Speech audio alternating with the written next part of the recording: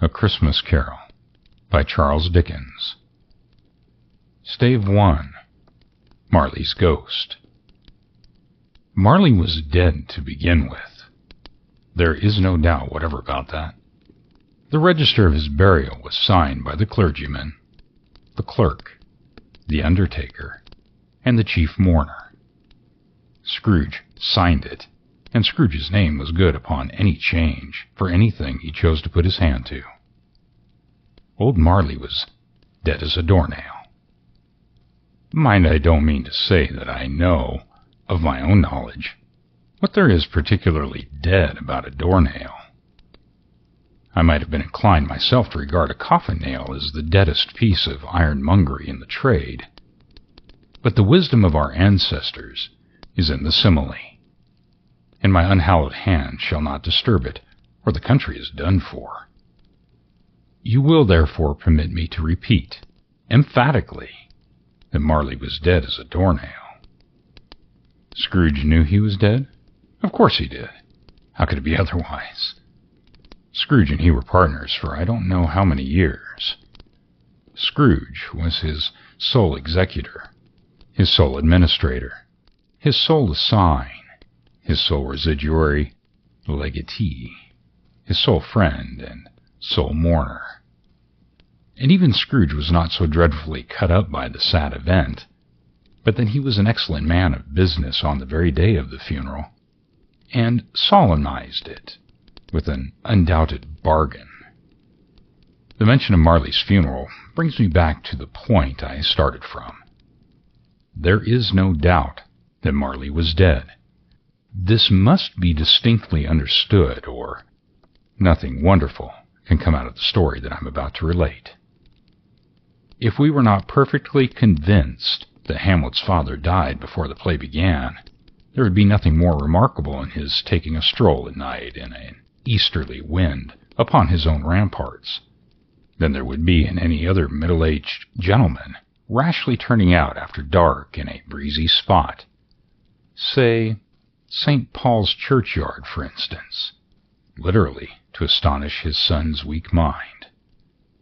Scrooge never painted out old Marley's name. There it stood, years afterwards, above the warehouse door. Scrooge and Marley. The firm was known as Scrooge and Marley. Sometimes people new to the business called Scrooge, Scrooge, and sometimes Marley. But he answered to both names. It was all the same to him. Oh, but he was a tight-fisted hand at the grindstone, old Scrooge. A squeezing, wrenching, grasping, scraping, clutching, covetous old sinner. Hard and sharp as flint, from which no steel had ever struck out generous fire. Secret and self-contained, and solitary as an oyster. The cold within him froze out his old features, nipped his pointed nose, shriveled his cheeks, stiffened his gait, made his eyes red, his lips blue, and spoke out shrewdly in his grating voice. A frosty rim was on his head, and on his eyebrows, and on his wiry chin. He carried out his own low temperature always about with him. He iced his office in the dog days, and didn't thaw 1 degree at Christmas. External heat and cold had little influence on Scrooge. No warmth could warm, nor wintry weather chill him. No wind that blew was bitter than he. No falling snow was more intent upon its purpose. No pelting rain less open to entreaty. Foul weather didn't know where to have him. The heaviest rain and snow and hail and sleet could boast of the advantage over him in only one respect. They often came down handsomely, and Scrooge never did. Nobody ever stopped him in the street to say with gladsome looks, "My dear Scrooge, how are you? When will you come to see me?" No beggars implored him to bestow a trifle. No children asked him what it was o'clock. No man or woman ever once in all his life inquired the way to such and such a place of Scrooge.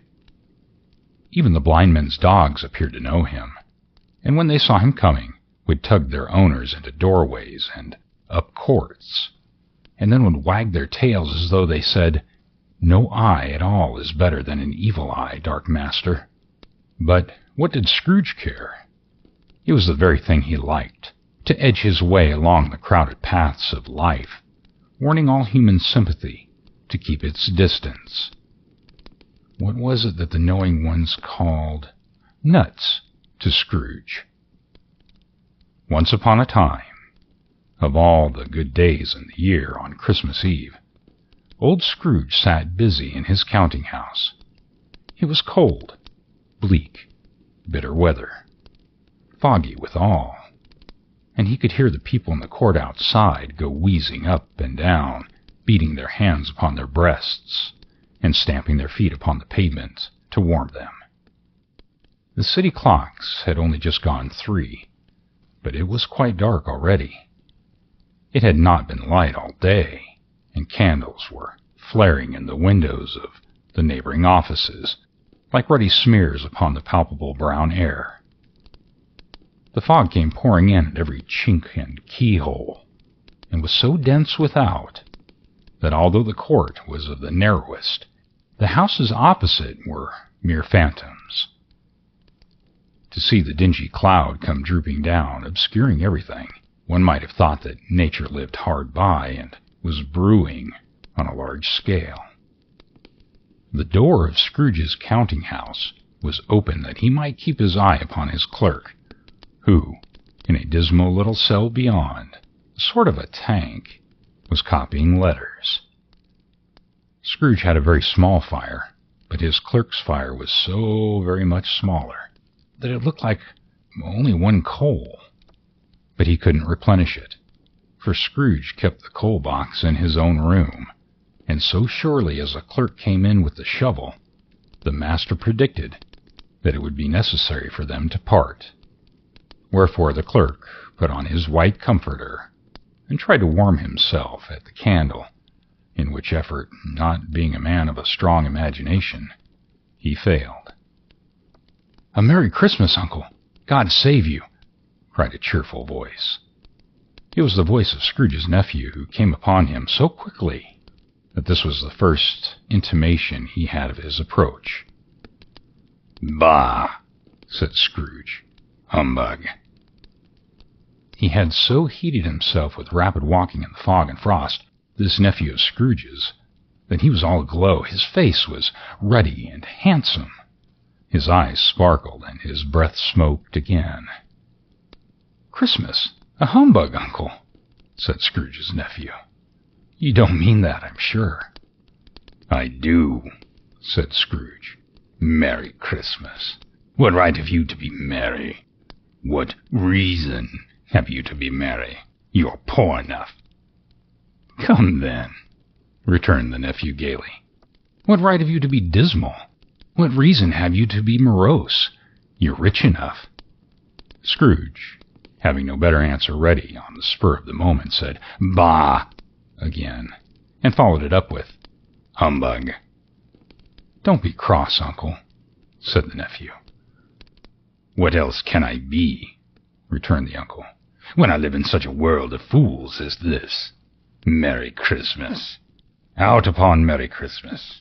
What's Christmas time to you but a time for paying bills without money? A time for finding yourself a year older and not an hour richer? A time for balancing your books and having every item in them through a round dozen of months presented dead against you?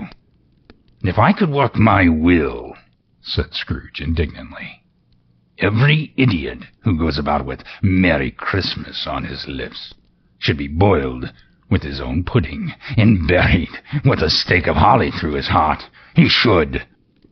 "Uncle," pleaded the nephew. "Nephew," returned the uncle sternly, "keep Christmas in your way, and let me keep it in mine." "Keep it?" repeated Scrooge's nephew. "But you don't keep it."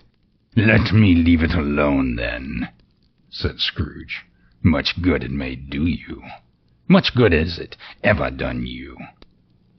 There are many things from which I might have derived good, by which I have not profited, I dare say, returned the nephew. Christmas among the rest. But I am sure I have always thought of Christmas time when it has come around, apart from the veneration due to its sacred name and origin, if anything belonging to it can be apart from that, as a good time, a kind, forgiving, charitable, pleasant time. The only time that I know of in the long calendar of the year, when men and women seem by one consent to open their shut-up hearts freely and to think of all the people below them as if they were really mere fellow passengers to the grave, and not some other race of creatures bound on their journeys.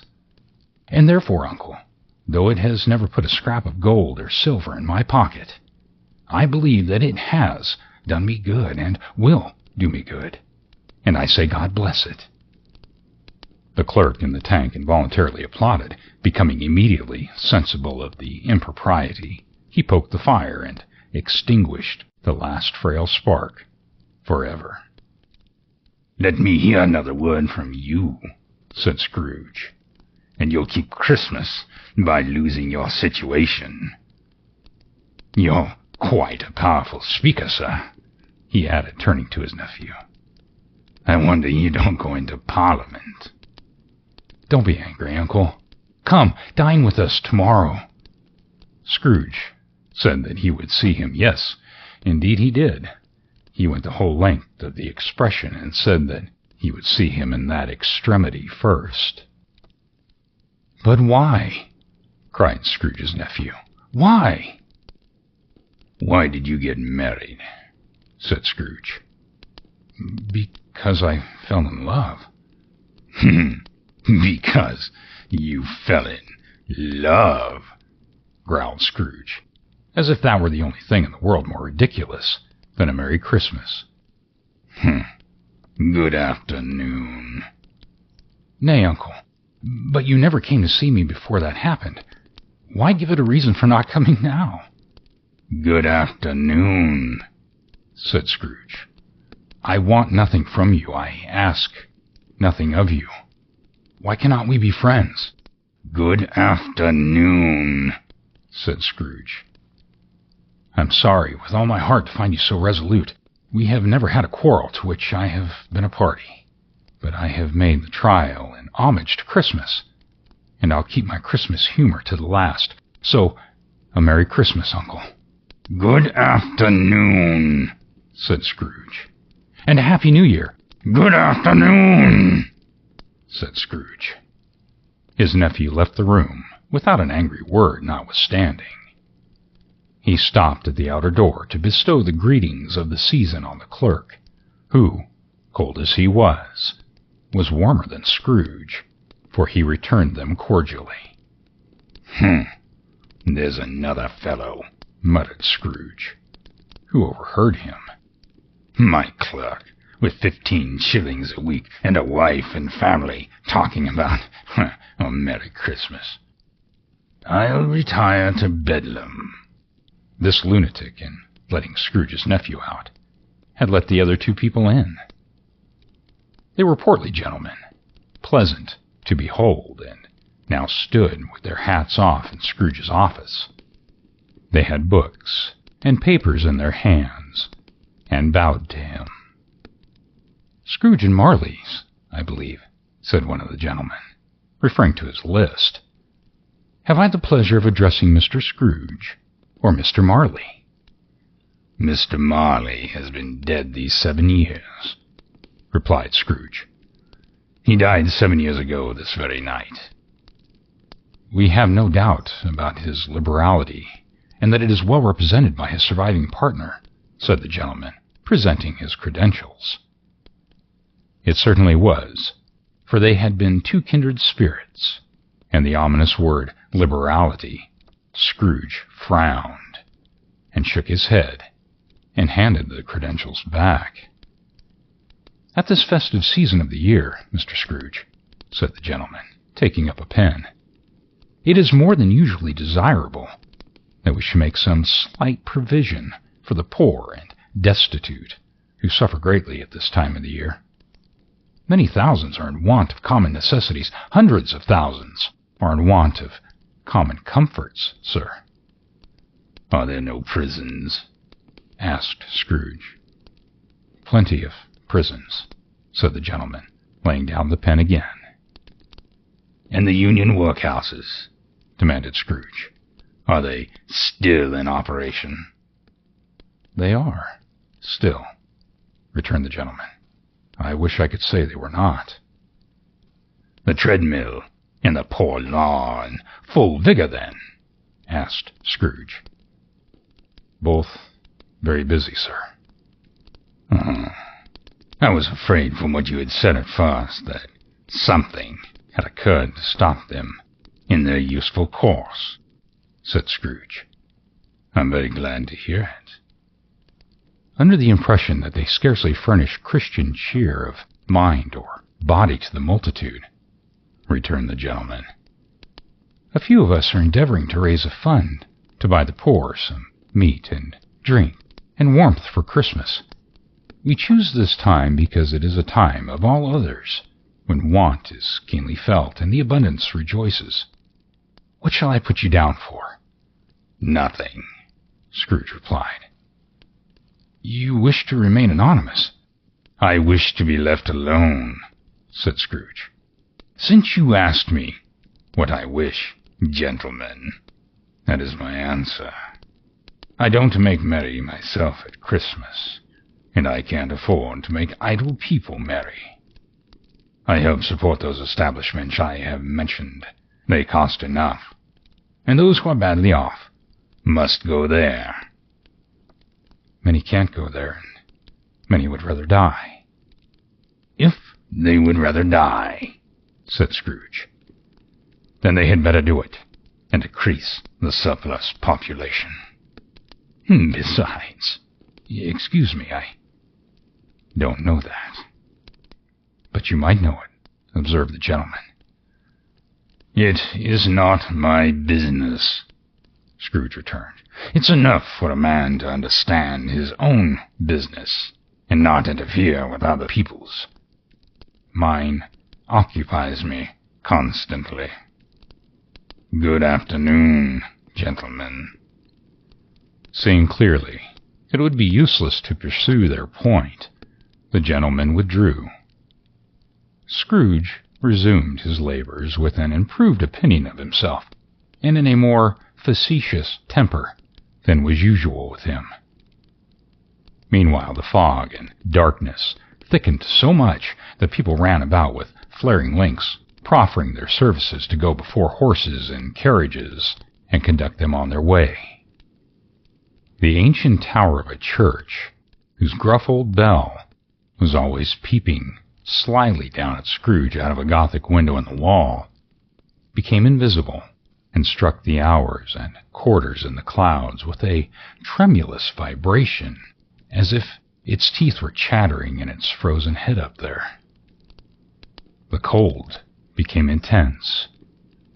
In the main street, at the corner of the court, some laborers were repairing the gas pipes, and had lighted a great fire brazier around which a party of ragged men and boys were gathered, warming their hands and winking their eyes before the blazing rapture. The water plug being left in solitude, its overflowings sullenly congealed and turned into misanthropic ice. The brightness of the shops, where holly sprigs and berries crackled in the lamp heat of the windows, made pale faces ruddy as they passed.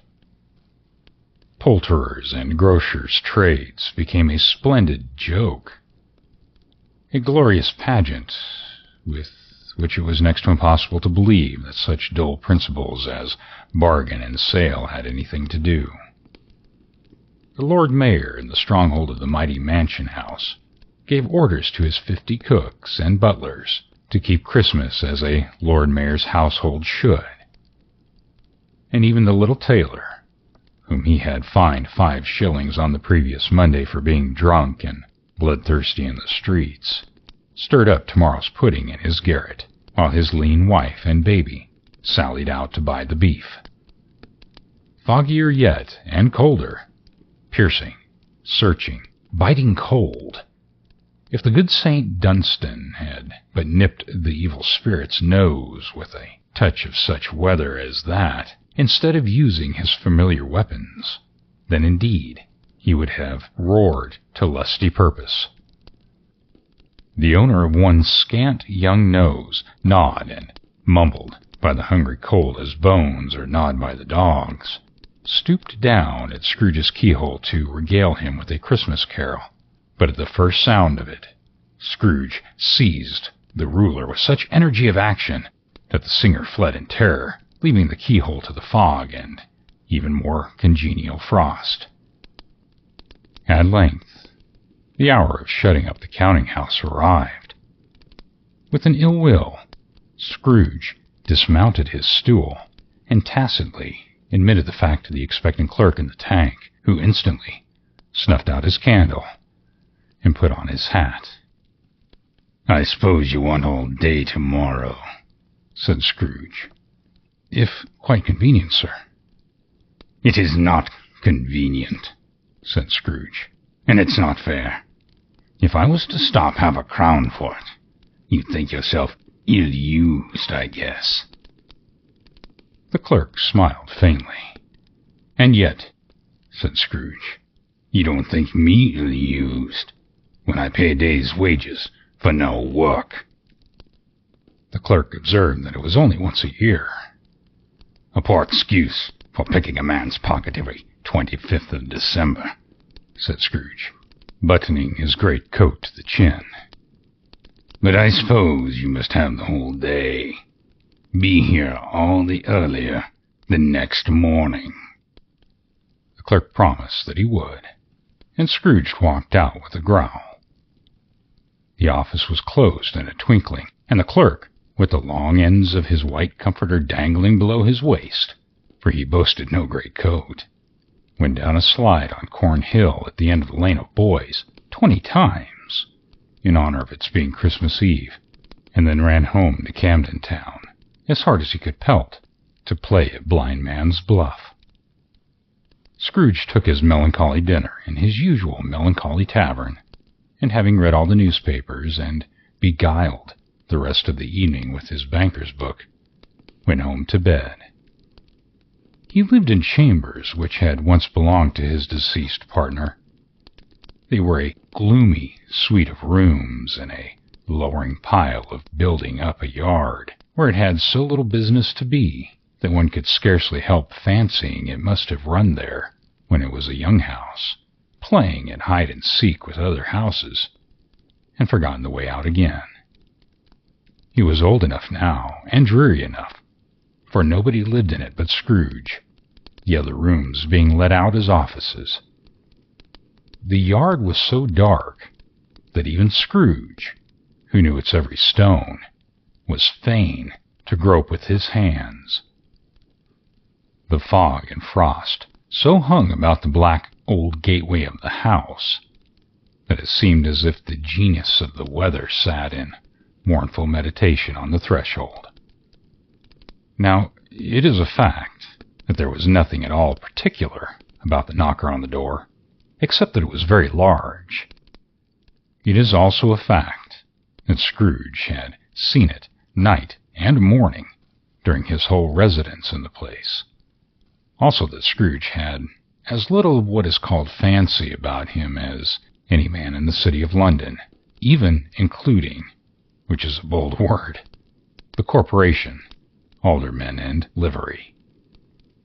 Let it also be borne in mind that Scrooge had not bestowed one thought on Marley since his last mention of him in his last 7 years dead partner that afternoon, and then let any man explain to me, if he can, how it happened that Scrooge, having his key in the lock of the door, saw in the knocker, without its undergoing any intermediate process of change, not a knocker, but Marley's face.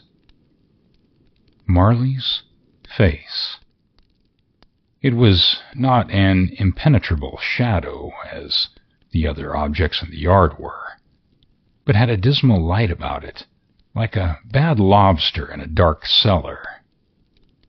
It was not angry or ferocious, but it looked at Scrooge as Marley used to look, with ghostly spectacles turned upon his ghostly forehead. The hair was curiously stirred, as if by breath or hot air, and though the eyes were wide open, they were perfectly motionless. That, and its livid color, made it horrible. But its horror seemed to be in spite of the face and beyond its control, rather than a part of his own expression. As Scrooge looked fixedly at the phenomena, it was a knocker again. To say that he was not startled, or that his blood was not conscious of a terrible sensation to which it had been a stranger from infancy, would be untrue. But he put his hand upon the key he had relinquished, turned it sturdily, walked in, and lighted his candle. He did pause with a moment's irresolution before he shut the door, and he did look cautiously behind it first, as if he half expected to be terrified with the sight of Marley's pigtails sticking out into the hall. But there was nothing on the back of the door, except the screws and nuts that held the knocker on, so he said, "Pooh," and closed it with a bang. The sound resounded throughout the house like thunder. Every room above and every cask in the wine merchant's cellar below appeared to have a separate peal of echoes of its own. Scrooge was not a man to be frightened by echoes. He fastened the door and walked across the hall and up the stairs, slowly too, trimming his candle as he went. You may talk vaguely about driving a coach and six up a good old flight of stairs or through a bad Act of Parliament, but I mean to say you might have got a hearse up those stairs, and take it sideways with the splinter bar toward the wall and the door toward the balustrades, and done it easily. There was plenty of width for that, and room to spare, which is perhaps the reason why Scrooge thought he saw a locomotive of hearse going on before him in the gloom. Half a dozen gas lamps out on the street would not have lighted the entry too well, so you may suppose that it was pretty dark with Scrooge's dip. But Scrooge went, not caring a button for that. Darkness is cheap, and Scrooge liked it. But before he shut his heavy door, he walked through his rooms to see all was right. He had just enough recollection of the face to desire to do that. Sitting room, bedroom, lumber room, all as they should be. Nobody under the table, nobody under the sofa. A small fire in the grate, spoon and basin ready, and the little saucepan of gruel. Scrooge had a cold in his head. Upon the hob. Nobody under the bed.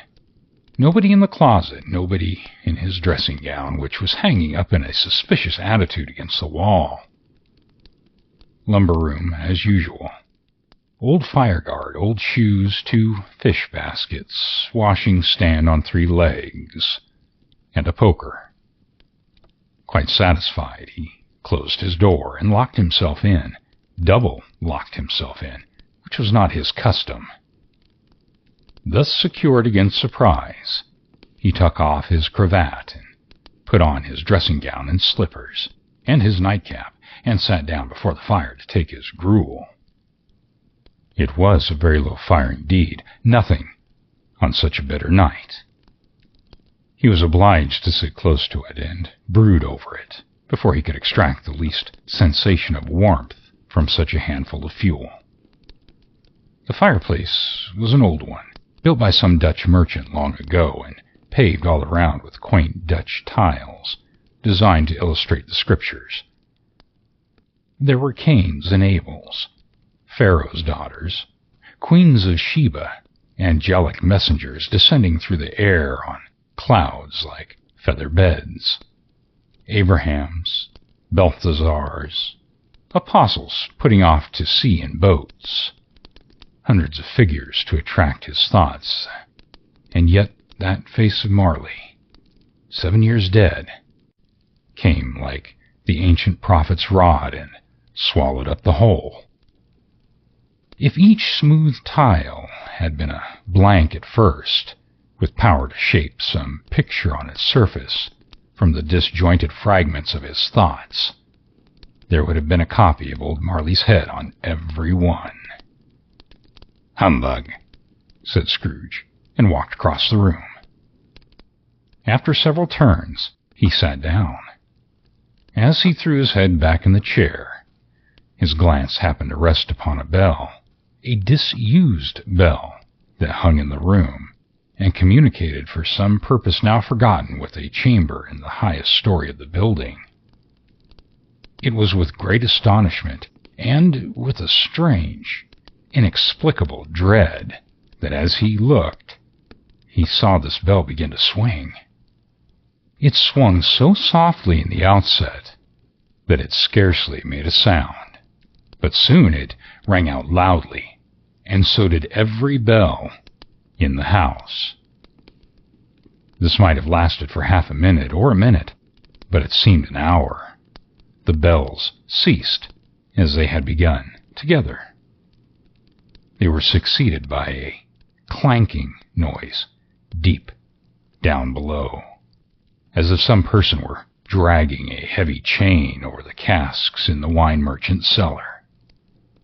Scrooge then remembered to have heard that ghosts in haunted houses were described as dragging chains. The cellar door flew open with a booming sound, and then he heard a noise much louder on the floors below, then coming up the stairs, then coming straight towards his door. "This is humbug still," said Scrooge. I won't believe it." His color changed, though, when, without a pause, it came on through the heavy door and passed into the room before his eyes. Upon its coming in, the dying flame leapt up, as though it cried, "I know him, Marley's ghost," and fell again. The same face, the very same. Marley in his pigtail, usual waistcoat, tights, and boots, the tassels on the latter bristling like his pigtails, and his coat skirts, and the hair upon his head. The chain he drew was collapsed about his middle. It was long and wound about him like a tail, and it was made, for Scrooge observed it closely, of cash boxes, keys, padlocks, ledgers, deeds, and heavy purses wrought in steel.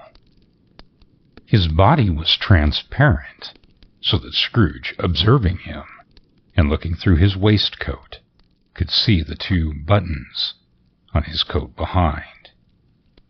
Scrooge had often heard it said that Marley had no bowels, but he had never believed it until now, nor did he believe it even now.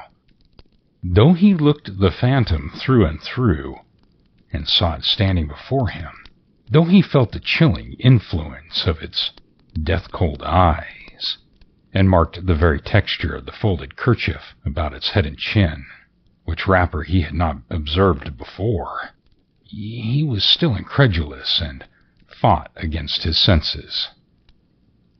"How now?" said Scrooge, caustic and cold as ever. What do you want with me?" "Much."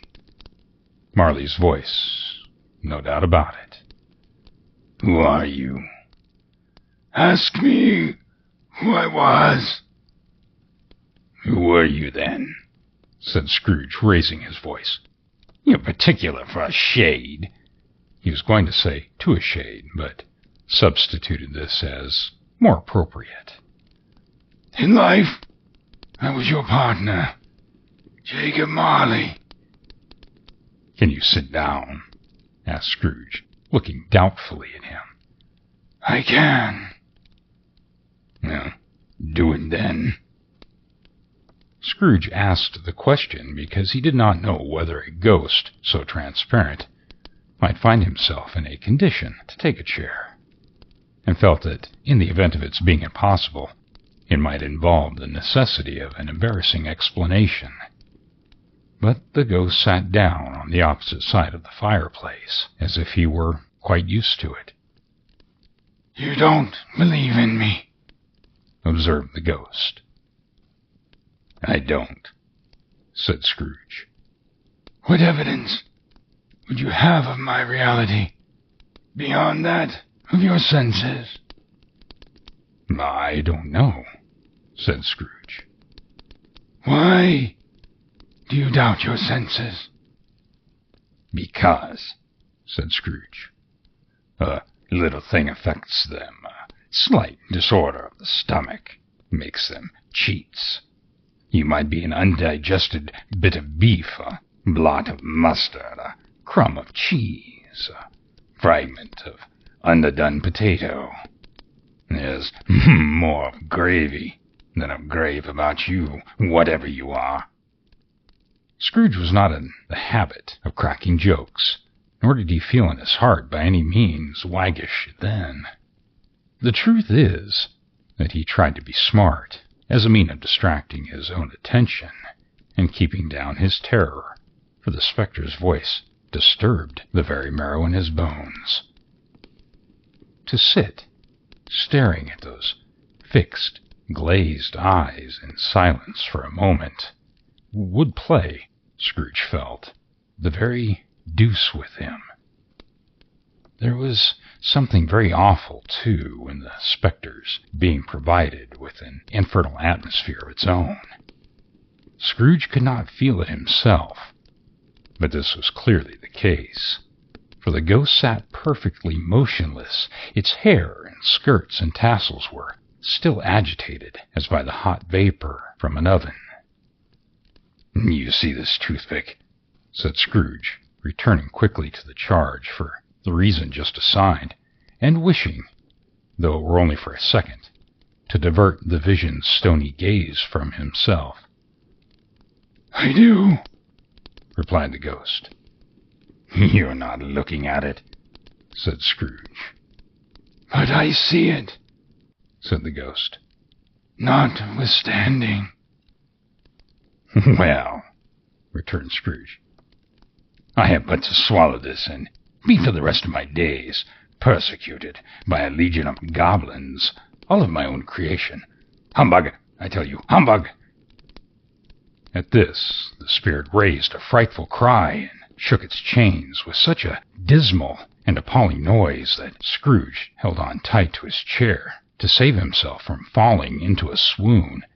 But how much greater was his horror when the phantom, taking off the bandage around its head, as if it were too warm to wear indoors, its lower jaw dropped down upon its breast.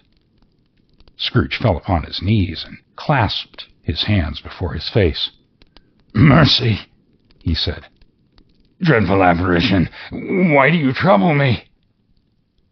"Man of the worldly mind," replied the ghost, "do you believe in me or not?" I do," said Scrooge. I must. But why do spirits walk the earth? Why have you come to me?" "It is required of every man," the ghost returned, "that the spirit within him should walk abroad among his fellow men and travel far and wide. And if that spirit goes not forth in life, it is condemned to do so after death. It is doomed to wander through the world. Oh, woe is me! And witness what I cannot share, but might have shared upon earth, and turn to happiness." Again the spectre raised a cry and shook its chains and wrung its shadowy hands. You're fetched," said Scrooge, trembling. "Tell me why." "I wear the chains I forged in life," replied the ghost. "I made it link by link and yard by yard. I girded it of my own free will, and of my own free will I wore it. It is patterned. Is it strange to you? Scrooge trembled more and more. "Or would you know," pursued the ghost, "the weight and length of the strong coil you bear yourself? It was full and as heavy as this 7 Christmas Eves ago. You have labored upon it since. It is a ponderous chain." Scrooge glanced about him on the floor in the expectation of finding himself surrounded by some 50 or 60 fathoms of iron cable, but he could see none. "Jacob," he said imploringly. "Oh, old Jacob Marley, tell me more. Speak comfort to me, Jacob."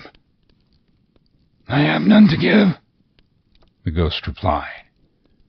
"It comes from other regions, Ebenezer Scrooge, and is conveyed by other ministers to other kinds of men. Nor can I tell you what I would. A very little more is all permitted to me. I cannot rest. I cannot stay. I cannot linger anywhere. My spirit will never walk beyond our counting house. Mark me. In life, my spirit never roved beyond the narrow limits of our money-changing hole, and weary journeys lie before me." It was a habit with Scrooge, whenever he became thoughtful, to put his hands in his breeches pockets. Pondering on what the ghost had said, he did so now, but without lifting up his eyes or getting off his knees. "You must have been very slow about it, Jacob," Scrooge observed in a businesslike manner, though with humility and deference. "Slow," the ghost repeated. 7 years dead," mused Scrooge, "and traveling all the time."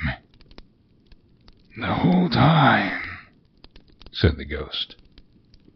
"No rest, no peace, incessant torture of remorse." "You travel fast?" said Scrooge. "On the wings of the wind," replied the ghost. "You might have got over a great quantity of ground in 7 years," said Scrooge. The ghost, on hearing this, set up another cry and clanked its chain so hideously in the dead silence of the night that the ward would have been justified in indicting it for a nuisance. "Oh, captive bound and double-ironed," cried the phantom, "not to know the ages of incessant labor by immortal creatures. For this earth must pass into eternity before the good of which it is susceptible is all developed. Not to know that any Christian spirit, working kindly in its little sphere, wherever it may be, will find its mortal life too short for its vast means of usefulness. Not to know that space of regret can make amends for one's life's opportunities missed. Yet, such was I.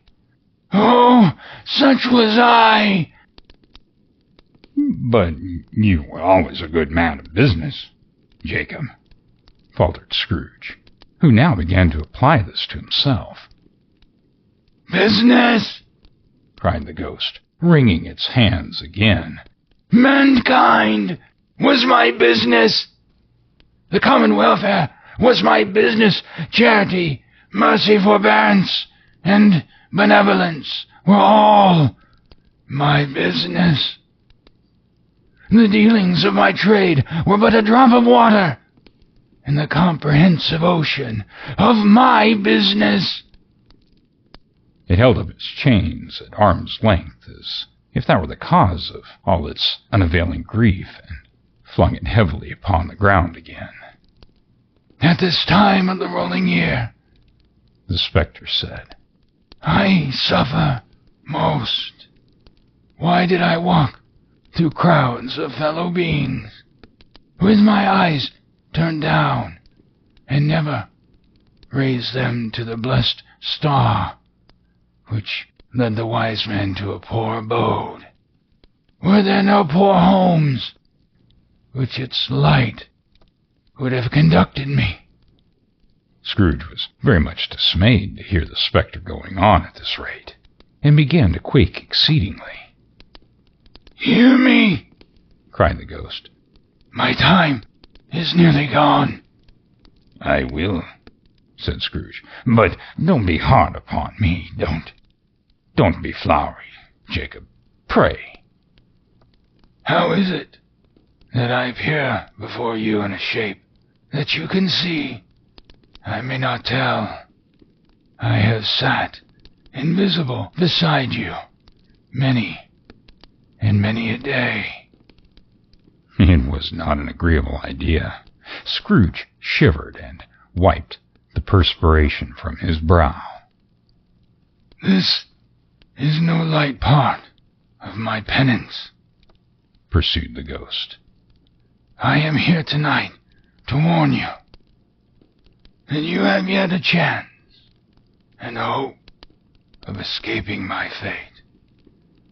A chance and hope of my procuring Ebenezer."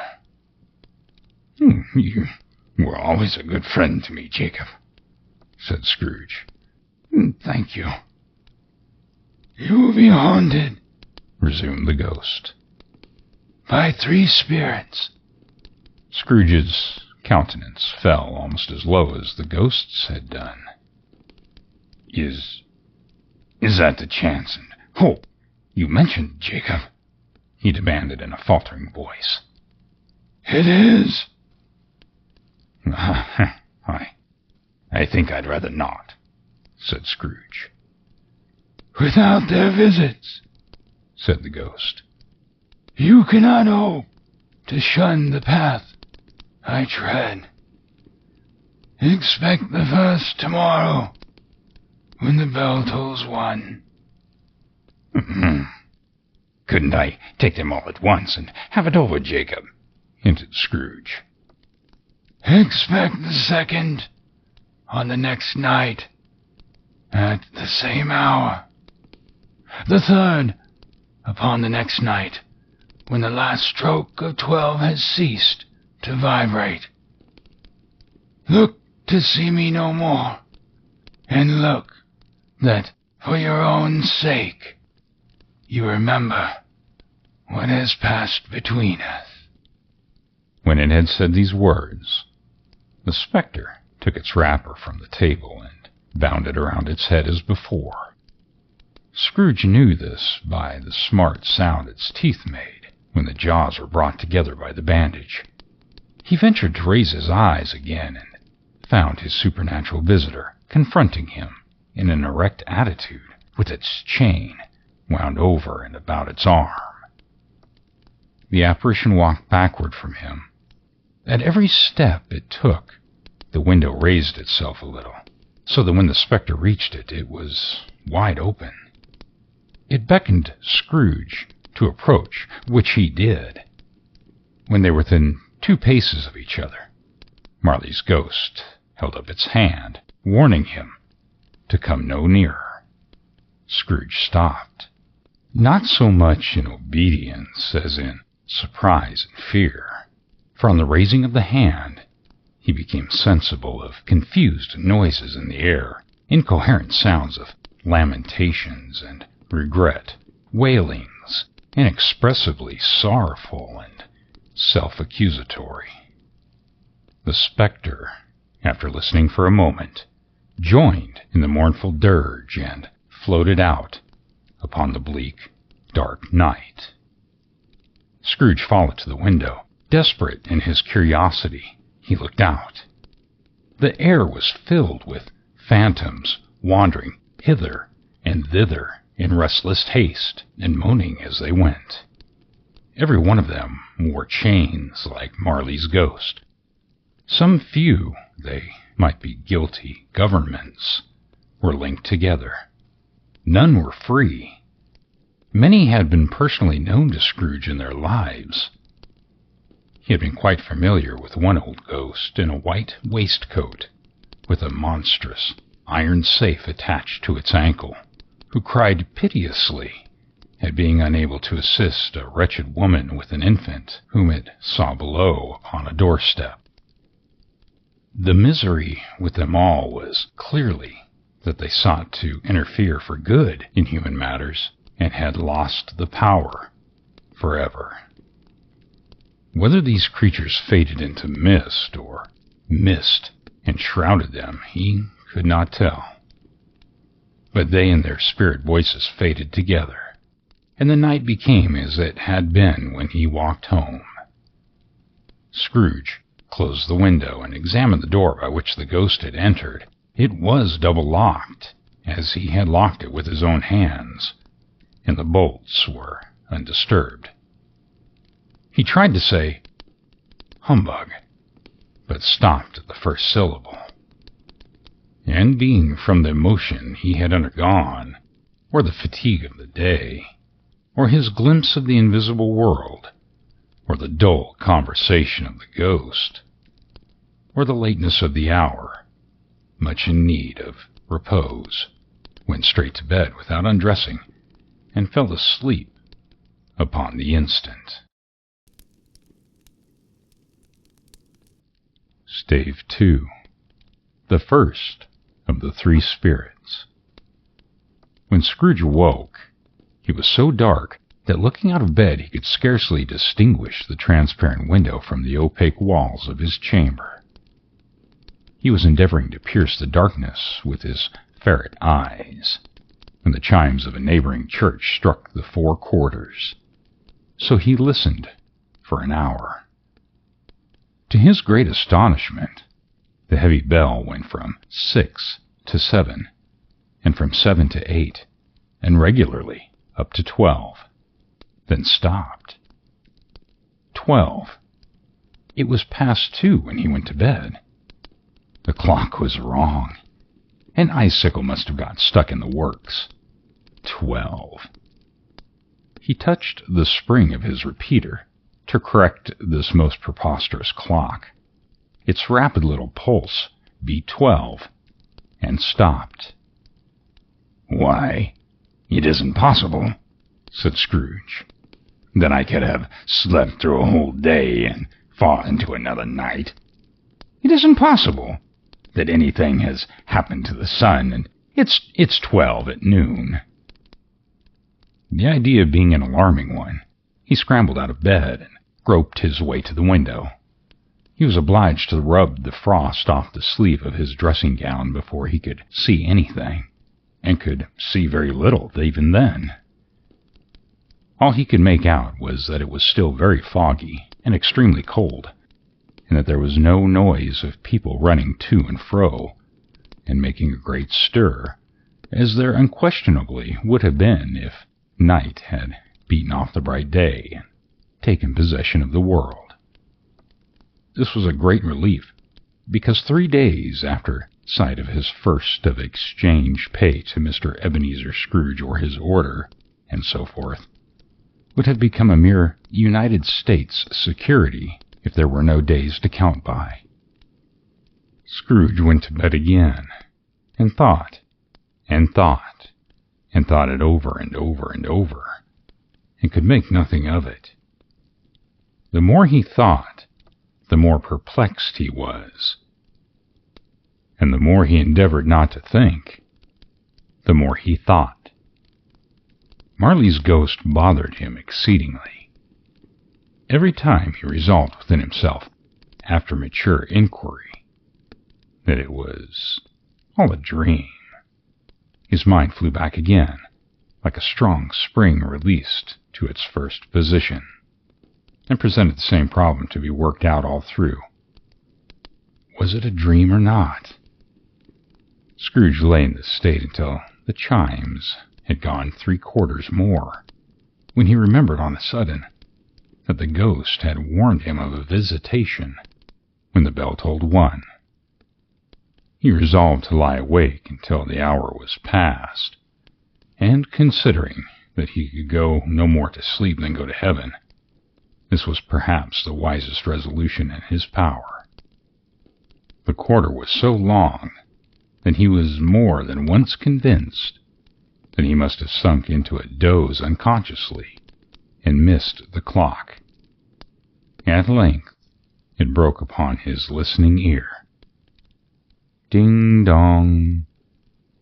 1/4 past, said Scrooge, counting. Ding-dong. 1/2 past, said Scrooge. Ding-dong. 1/4 to it, said Scrooge. Ding-dong. The hour itself, said Scrooge triumphantly. And nothing else. He spoke before the hour bell sounded, which it now did with a deep, dull, hollow, melancholy 1.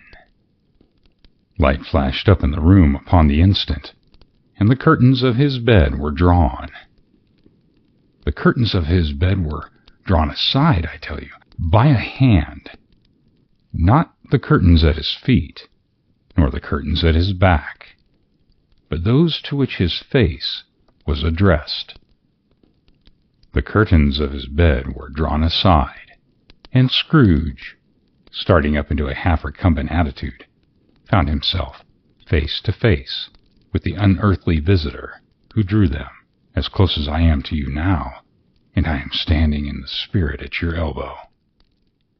It was a strange figure, like a child, yet not so like a child as more like an old man, viewed through some supernatural medium, which gave him the appearance of having receded from the view and being diminished to a child's proportions.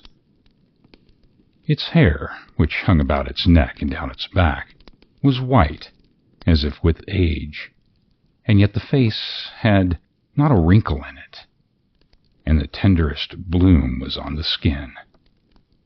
The arms were very long and muscular, the hands the same, as if its hold were of uncommon strength. Its legs and feet, mostly delicately formed, were like those upper members bare. It wore a tunic of the purest white, and round its waist was bound a lustrous belt, the sheen of which was beautiful. It held a branch of fresh green holly in its hand, and in singular contradiction of the wintry emblem, had its dress trimmed with summer flowers.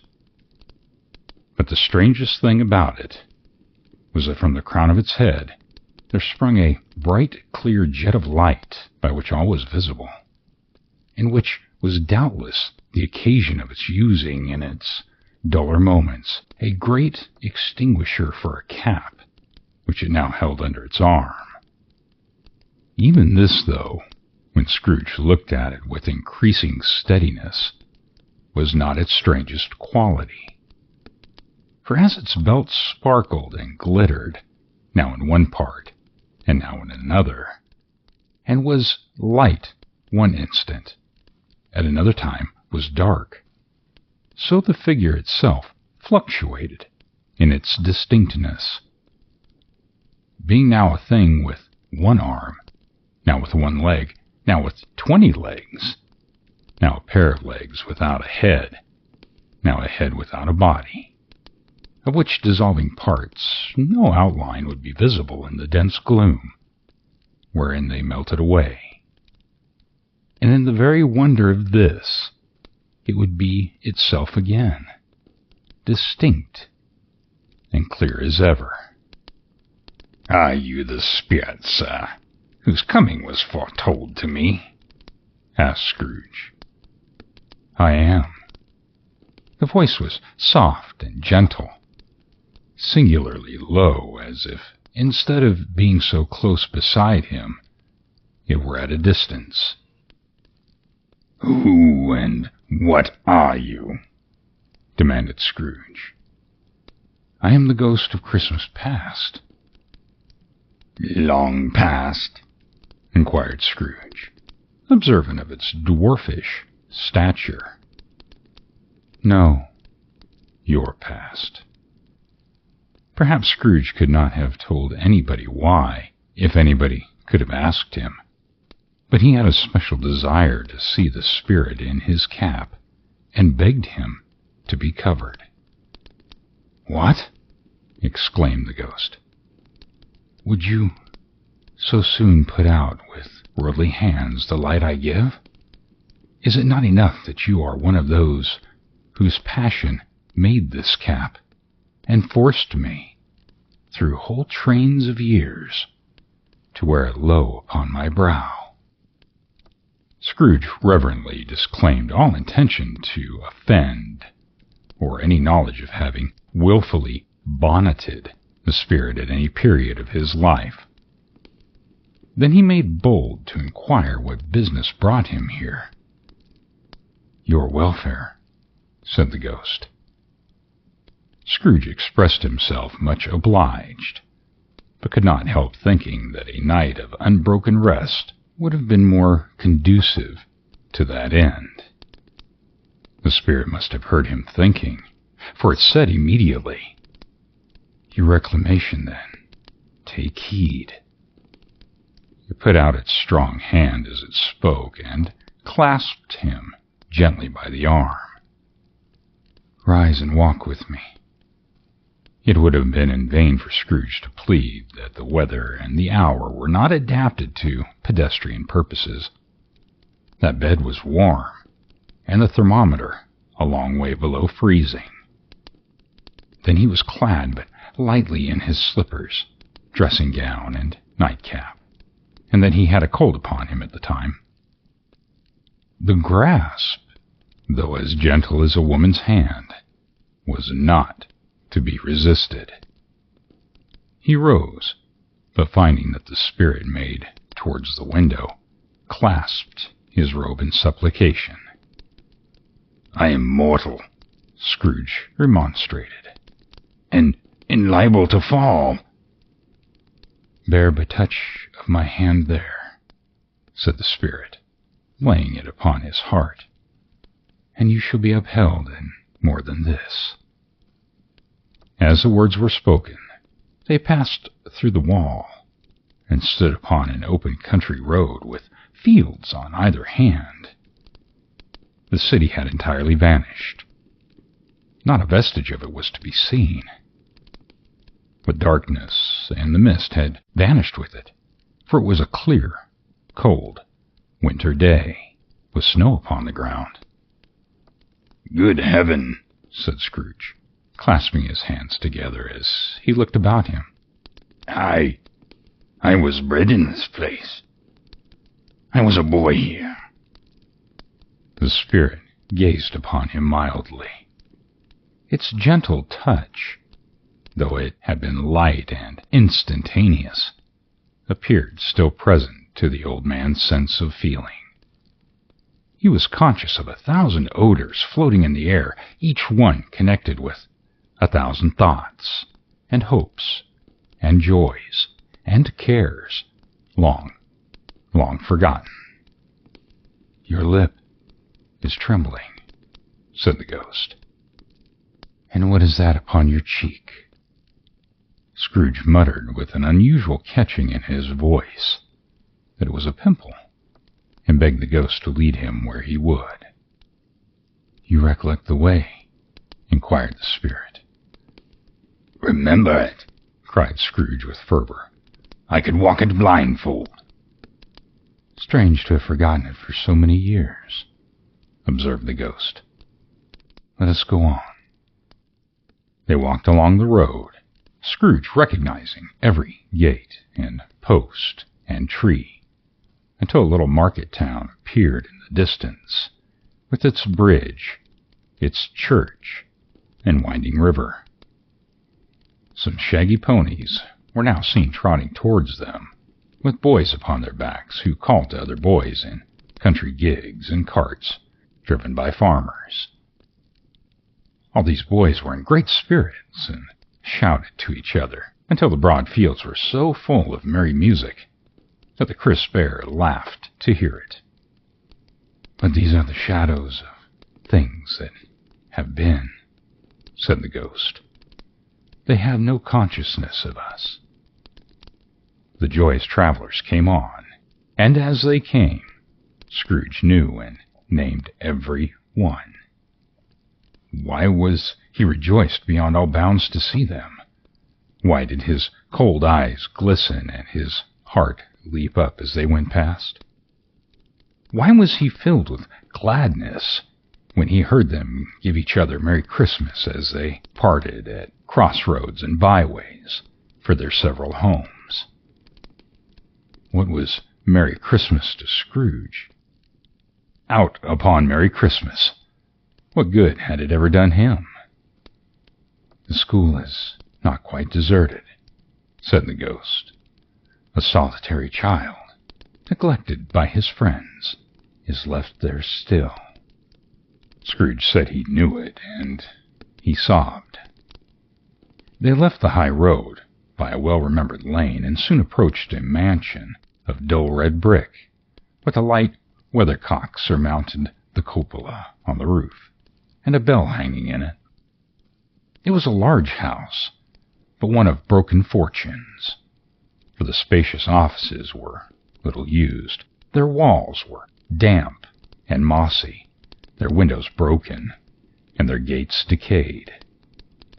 Fowls clucked and strutted in the stables, and the coach-houses and sheds were overrun with grass, nor was it more retentive of its ancient state within, for entering the dreary hall and glancing through the open doors of many rooms, they found them poorly furnished, cold, and vast.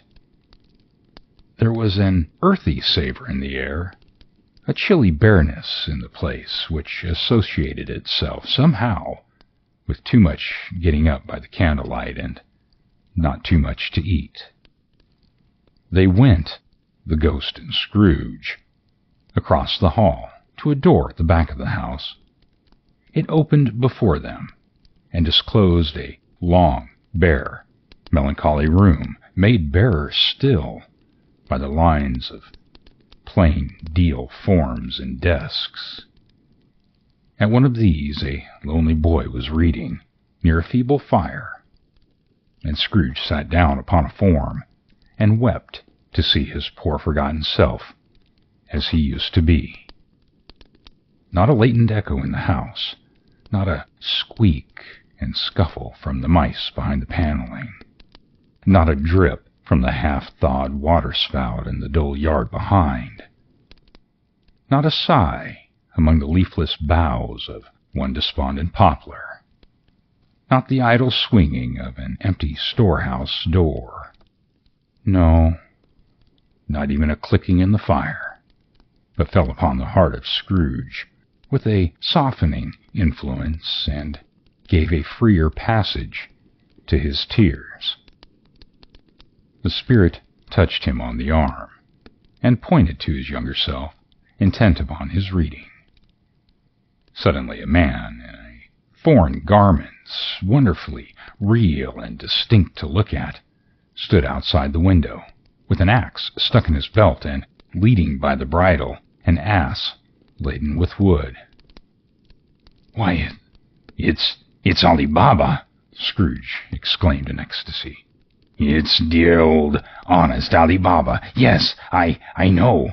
One Christmas time, when yonder solitary child was left here all alone, he did come for the first time, just like that. Poor boy, and Valentine," said Scrooge. "And his wonderful, wild brother Orson. There they go. And what's his name? Who was put down in the drawers asleep? At the gate of Damascus. Don't you see him? And the Sultan's groom turned upside down by the genie. And there he is upon his head. Serve him right, I'm glad of it.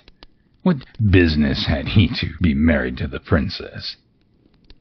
To hear Scrooge expending all the earnestness of his nature on such subjects, in a most extraordinary voice between laughing and crying, and to see his heightened and excited face, would have been a surprise to his business friends in the city indeed.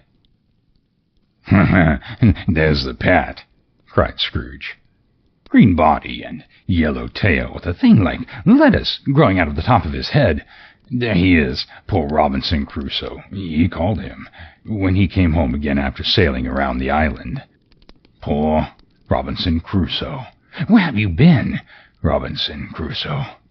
The man thought he was dreaming, but he wasn't. It was the Pat, you know. There goes Friday, running for his life to the little creek." Then, with a rapidity of transition very foreign to his usual character, he said, in pity for his former self, "Poor boy," and cried again. I wish," Scrooge muttered, putting his hand in his pocket and looking about him after drying his eyes with his cuff. "But it is too late now." "What is the matter?" asked the spirit. "Nothing," said Scrooge. "Nothing. There was a boy singing a Christmas carol at my door last night. I should have liked to have given him something. That is all." The ghost smiled thoughtfully and waved its hand, saying as it did so, "Let us see another Christmas." Scrooge's former self grew larger at the words, and the room became a little darker and more dirty. The panels shrunk, the windows cracked, the fragments of plaster fell out of the ceiling, and the naked lads were shown instead. But how all this was brought about, Scrooge knew no more than you do. He only knew that it was quite correct, that everything had happened so, that there he was, alone again, when all the other boys had gone home for the jolly holidays. He was not reading now, but walking up and down despairingly. Scrooge looked at the ghost, and, with a mournful shaking of his head, glanced anxiously toward the door. It opened, and a little girl much younger than the boy came darting in, and, putting her arms round his neck and often kissing him, addressed him as her dear, dear brother. "I've come to bring you home, dear brother," said the child, clapping her tiny hands and bending down to laugh. "To bring you home." "Home, little Fan," returned the boy. "Yes," said the child, brimful of glee. "Home for good and all, home forever and ever. Father is so much kinder than he used to be, that home's like a heaven. He spoke so gently to me one dear night when I was going to bed that I was not afraid to ask him once more if he might come home. And he said yes, you should, and sent me in a coach to bring you. And you are to be a man," said the child, opening her eyes, "and are never to come back here. But first we'll be together all Christmas long and have the merriest time in the world." "You are quite a woman, little Fan," exclaimed the boy. She clapped her hands and laughed, and tried to touch his head, but, being too small, laughed again and stood on tiptoes to embrace him. Then she began to drag him in her childish eagerness toward the door, and he, nothing loath to go, accompanied her. A terrible voice in the hall cried, "Bring down Master Scrooge's box here."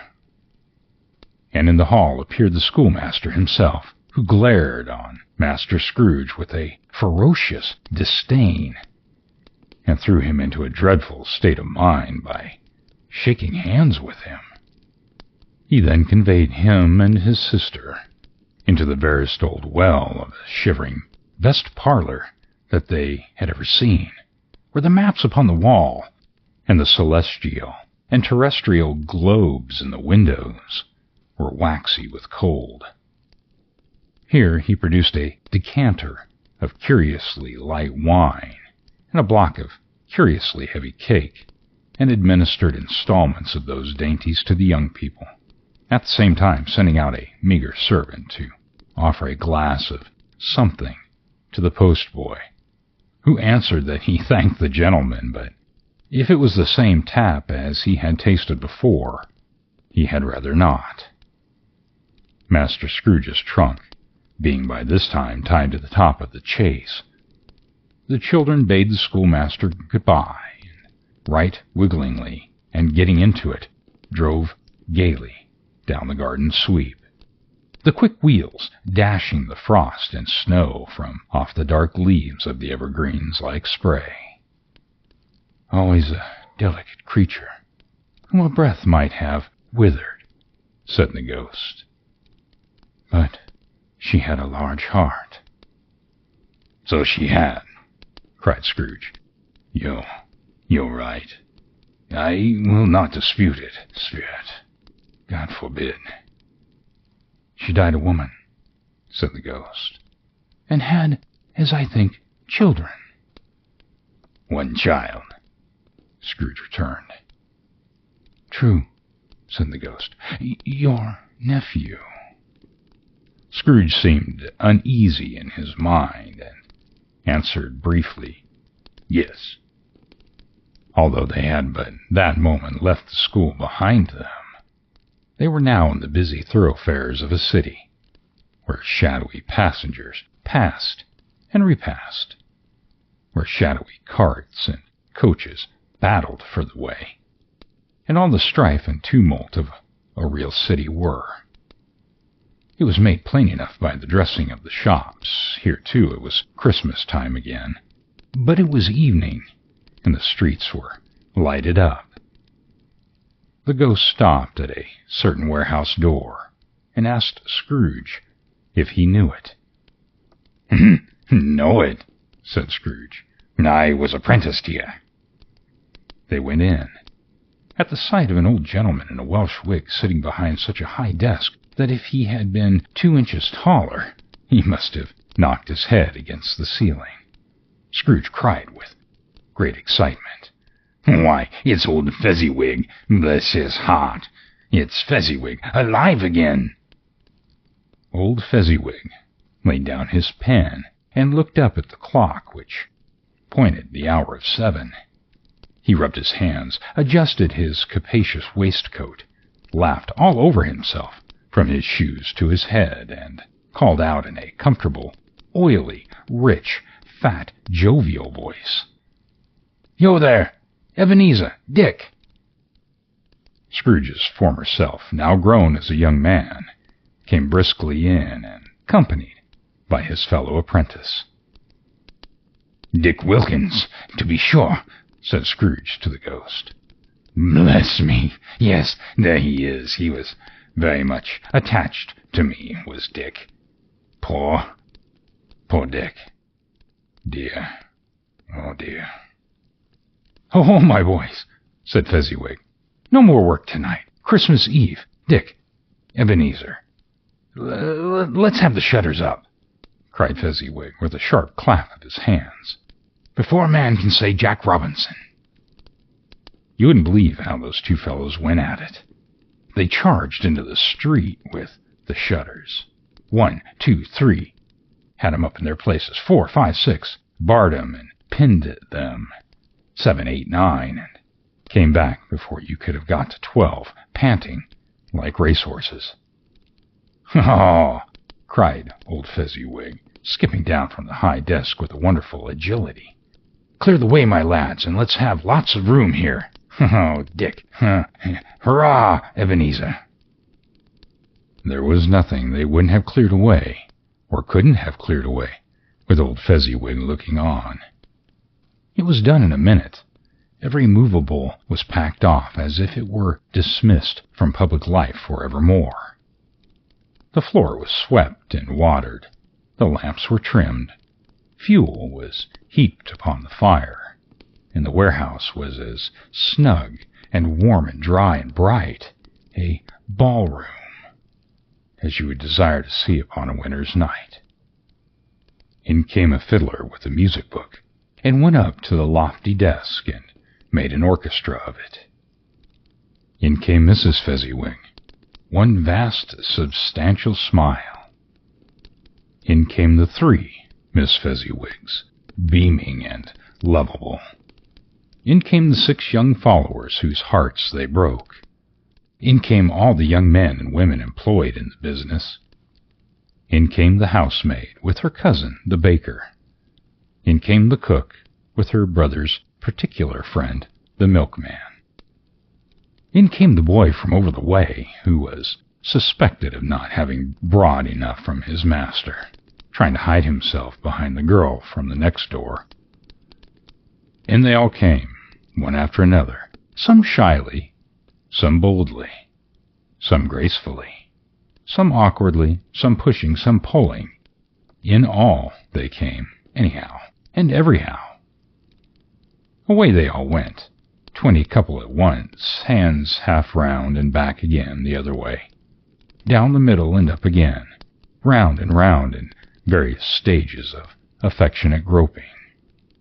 Old top couples always turning up in the wrong place, new top couples starting off again as they had got there.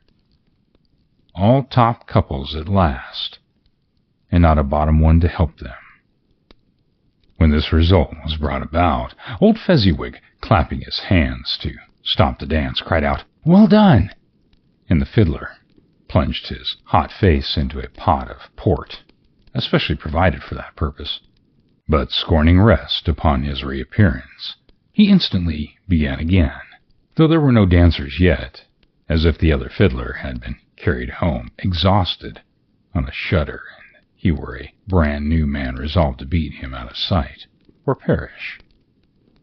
There were more dances, and there were forfeits, and more dances, and there was cake, and there was negus, and there was a great piece of cold roast, and there were mince pies, and plenty of beer. But the great effect of the evening came after the roast and the fiddler, an artful, dog-mind, the sort of man who knew his business better than you or I could have told him, struck up Sir Roger de Coverley. Then old Fezziwig stood out to dance with Miss Fezziwig, top couple too, with a good stiff piece of work cut out for them, 3 or 4 and 20 pair of partners, people who were not to be trifled with, people who would dance and had no notion of walking. But if they had been twice as many, or 4 times, old Fezziwig would have been a match for them, and so would Mrs. Fezziwig. As to her, she was worthy to be his partner in every sense of the term. If that is not high praise, tell me higher and I'll use it. A positive light appeared to issue from Fezziwig's calves. They shone in every part of the dance like moons. You couldn't have predicted at any given time what would have become of them next. And when old Fezziwig and Mrs. Fezziwig had gone all through the dance, advance and retire, both hands to your partner, bow and curtsy, corkscrew, thread the needle, and back again to your place. Fezziwig cut so deftly that he appeared to wink with his legs and came upon his feet again without a stagger. When the clock struck 11, this domestic ball broke up. Mr. and Mrs. Fezziwig took their stations, one on either side of the door, and shaking hands with every person individually as he or she went out, wished him or her a Merry Christmas. When everybody had retired but the 2 prentices, they did the same to them, and thus the cheerful voices died away, and the lads were left to their beds, which were under the counter in the back of the shop. During the whole of this time, Scrooge had acted like a man out of his wits. His heart and soul were in the scene, and with his former self. He corroborated everything, remembered everything, enjoyed everything, and underwent the strangest agitation. It was not until now, when the bright faces of his former self and Dick were turned from them, that he remembered the ghost, and became conscious that it was looking full upon him, while the light upon its head burned very clear. "A small matter," said the ghost, "to make these silly folk so full of gratitude." "Small," echoed Scrooge. The spirit signed to him to listen to the two apprentices who were pouring out their hearts in praise of Fezziwig, and when he had done so, said, "Why is it not he has spent but a few £100 of your mortal money, 3 or 4 perhaps? Is that so much that he deserves this praise?" "It isn't that," said Scrooge, heated by the remark and speaking unconsciously like his former, not his latter self. "It isn't that spirit. He has the power to render us happy or unhappy, to make our service light or burdensome, a pleasure or a toil. Say that his power lies in words and looks, in things so light and insignificant that it is impossible to add and count them up. What then? The happiness he gives is quite as great as if it cost a fortune." He felt the spirit's glance and stopped. "What is the matter?" asked the ghost. "Nothing particular," said Scrooge. "Something, I think," the ghost insisted. "No," said Scrooge. "No, I should like to be able to say a word or two to my clerk just now. That's all." His former self turned down the lamps as he gave utterance the wish, and Scrooge and the ghost again stood side by side in the open air. "My time grows short," observed the spirit. "Quick." This was not addressed to Scrooge or to anyone whom he could see, but it produced an immediate effect, for again Scrooge saw himself. He was older now, a man in the prime of life. His face had not the harsh and rigid lines of later years, but it had begun to wear the signs of care and avarice. There was an eager, greedy, restless motion in his eye, which showed the passion that had taken root, and where the shadow of the growing tree would fall. He was not alone, but sat by the side of a fair young girl in a morning dress, in whose eyes there were tears which sparkled in the light that shone out of the ghost of Christmas past. "It matters little," she said softly. "To you, very little. Another idol has displaced me, and if it can cheer and comfort you in times to come, as I would have tried to do, I have no just cause to grieve." "What idol has displaced you?" he rejoined. "A golden one." "This is the even-handed dealing of the world," he said. "There's nothing on which it is so hard as poverty, and there's nothing it professes to condemn with such severity as the pursuit of wealth." "You fear the world too much," she answered gently. "All your other hopes have merged into the hope of being beyond the chance of its sordid reproach. I have seen your nobler aspirations fall off, one by one, until the master passion, gain, engrosses you. Have I not?" "What then?" he retorted. "Even if I have grown so much wiser, what then? Am I not changed towards you?" She shook her head. "Our contract is an old one. It was made when we were both poor and content to be so, until in good season we could provide our worldly fortune by our patient industry. You are changed. When it was made, you were another man." "I was a boy," he said impatiently. "Your own feelings tell you that you are not what you are," she returned. "I am, that which promised happiness when we were one in heart is fraught with misery now that we are two. How often and how keenly I have thought of this, I will not say. It is enough that I have thought of it and can release you. Have I ever sought release? In words, no, never. In what then? In a changed nature, in an altered spirit, in another atmosphere of life, another hope as its great end. In everything that made my love of any worth or value in your sight. If this had never been between us, said the girl, looking mildly but with steadiness upon him, tell me what you would seek me out and try to win me now. No. He seemed to yield to the justice of the supposition in spite of himself. But he said with a struggle, You think not. I would gladly think otherwise if I could, she answered. Heavens knows when I have learned a truth like this, I know how strong and irresistible it must be.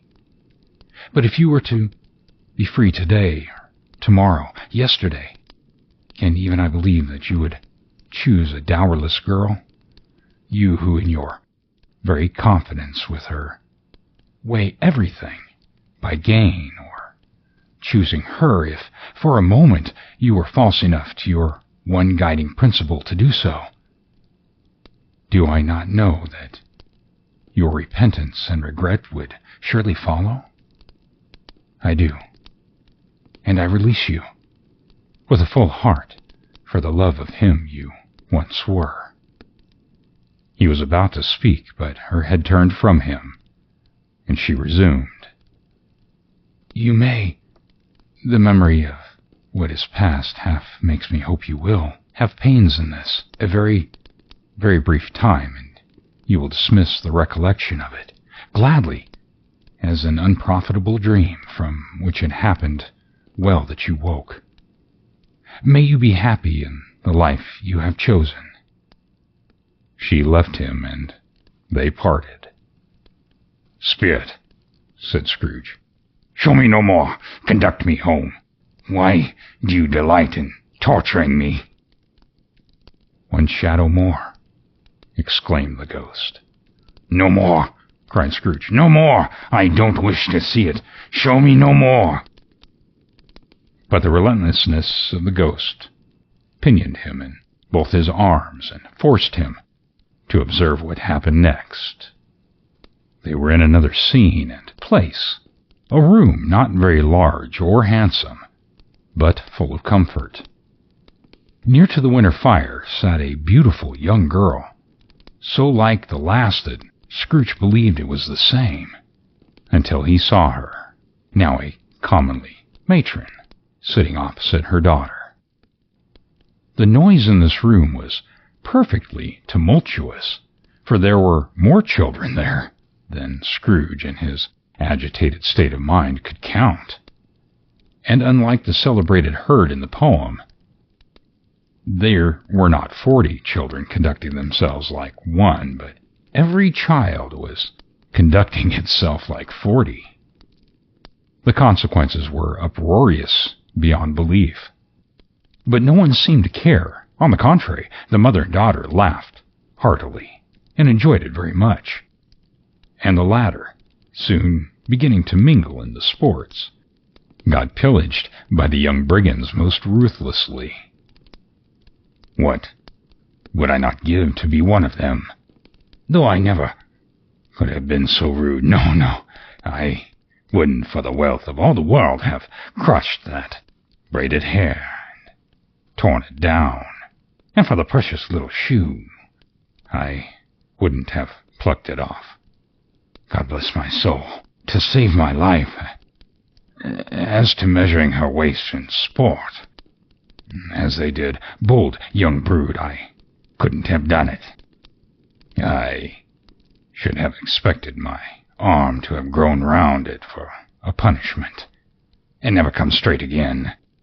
And yet I should have dearly liked, I own, to have touched her lips, to have questioned her that she might have opened them, to have looked upon the lashes of her downcast eyes and never raised a blush, to have to loose waves of hair, an inch of which would be a keepsake beyond price. In short, I should have liked, I do confess, to have had the latest license of a child, and yet to have been man enough to know its value.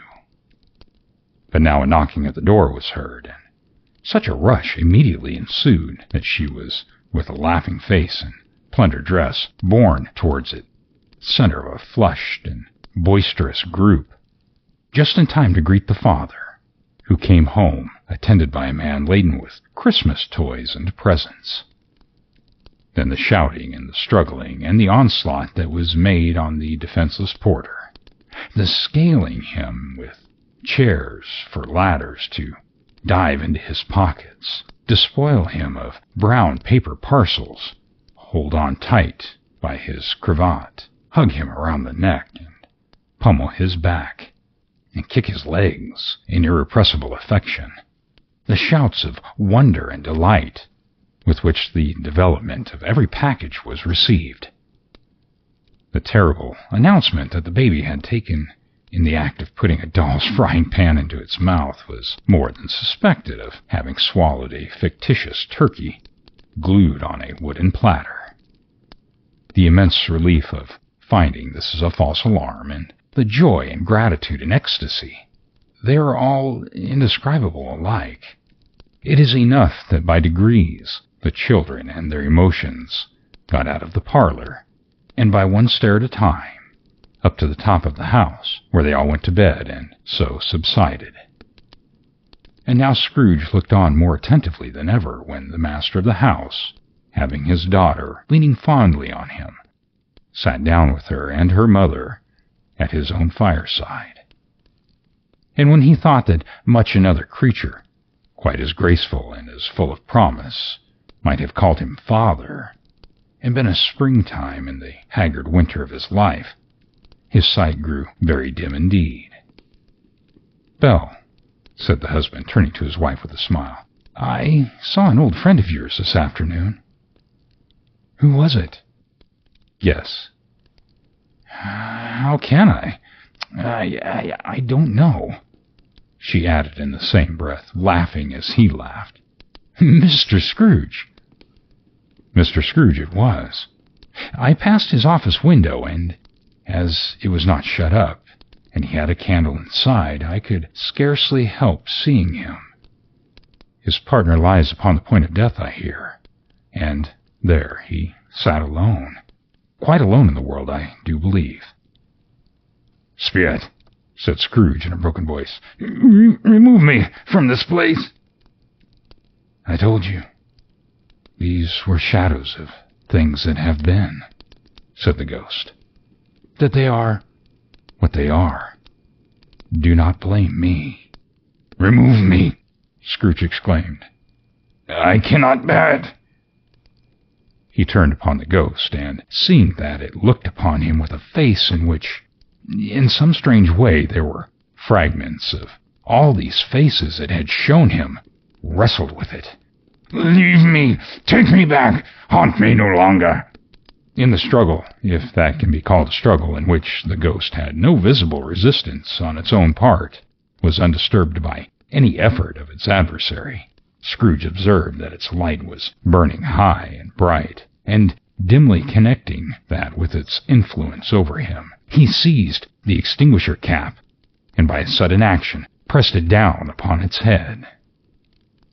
The spirit dropped beneath it, so that the extinguisher covered its whole form. But though Scrooge pressed it down with all his force, he could not hide the light which streamed from under it in an unbroken flood upon the ground. He was conscious of being exhausted and overcome by an irresistible drowsiness, and further of being in his own bedroom. He gave the cap a parting squeeze, in which his hand relaxed, and the hand barely timed to reel to bed before he sank into a heavy, deep sleep. Stave 3. The second of the three spirits. Awakening in the middle of a prodigiously tough snore, and sitting up in bed to get his thoughts together, Scrooge had no occasion to be told that the bell was again upon the stroke of 1. He felt that he was restored to consciousness in the right nick of time, for the especial purpose of holding a conference with the second messenger dispatched to him through Jacob Marley's intervention. But finding that he turned uncomfortably cold when he began to wonder which of his curtains this new spectre would draw back, he put them every one aside with his own hand, and lying down again, established a sharp lookout all around the bed. For he wished to challenge the spirit on the moment of its appearance, and did not wish to be taken by surprise and made nervous. Gentlemen of the free and easy sort, who plume themselves on being acquainted with a move or two, and being usually equal to the time of day, express the wide range of their capacity for adventure by observing that they are good for anything from pitch and toss to manslaughter, between which opposite extremes, no doubt, there lies a tolerably wide and comprehensive range of subjects. Without venturing for Scrooge quite heartily as this, I don't mind calling on you to believe that he was ready for a good broad field of strange appearances, and that nothing between a baby and a rhinoceros would have astonished him very much. Now, being prepared for almost anything, he was not by any means prepared for nothing, and consequently, when the bell struck 1 and no shape appeared, he was taken with a violent fit of trembling. 5 minutes, 10 minutes, a quarter of an hour went by, yet nothing came. And all this time he lay upon his bed, the very core and center of a blaze of ruddy light which streamed upon it when the clock proclaimed the hour, and which, being only light, was more alarming than a dozen ghosts, as he was powerless to make out what it meant, and was sometimes apprehensive that he might be, at the very moment, an interesting case of spontaneous combustion, without having the consolation of knowing it. At last, however, he began to think, as you or I would have thought at first, for it is always the person not in the predicament who knows what ought to have been done in it, and would unquestionably have done it too. At last, I say, he began to think that the source and secret of this ghostly light might be in the adjoining room, from whence, on further tracing it, it seemed to shine. This idea of taking full possession of his mind, he got up softly and shuffled into his slippers to the door. The moment Scrooge's hand was on the lock, a strange voice called him by his name and bade him enter. He obeyed. It was his own room, there was no doubt about that, but it had undergone a surprising transformation. The walls and ceiling were so hung with living green that it looked a perfect grove, from which every part of it, bright, gleaming berries glistened. The crisp leaves of holly, mistletoe, and ivy reflected back the light as if so many little mirrors had been scattered there. And such a mighty blaze went roaring up in the chimney as that dull petrification of a hearth had ever known in Scrooge's time, or Marley's, or for many and many a winter season gone. Heaped upon the floor to form a kind of throne were turkeys, geese, game, poultry, brawn, great joints of meat, sucking pigs, long wreaths of sausages, minced pies, plum puddings, barrels of oysters, red-hot chestnuts, cherry-cheeked apples, juicy oranges, luscious pears, immense 12th cakes, and seething bowls of punch that made the chamber dim with their delicious steam. In easy state upon this couch there sat a jolly giant, glorious to see, who bore a glowing torch in the shape not unlike Plenty's horn, and held it up high so to shed its light on Scrooge as he came peeping round the door. "Come in!" exclaimed the ghost. "Come in, and know me better, man." Scrooge entered timidly and hung his head before the spirit. He was not the dogged Scrooge he had been, and though the spirit's eyes were clear and kind, he did not like to meet them. "I am the ghost of Christmas Present," said the spirit. "Look upon me." Scrooge reverently did so.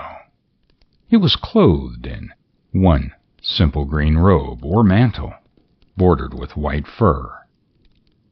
This garment hung so loosely on the figure that its capacious breast was bare, as if disdaining to be warded or concealed by any artifice.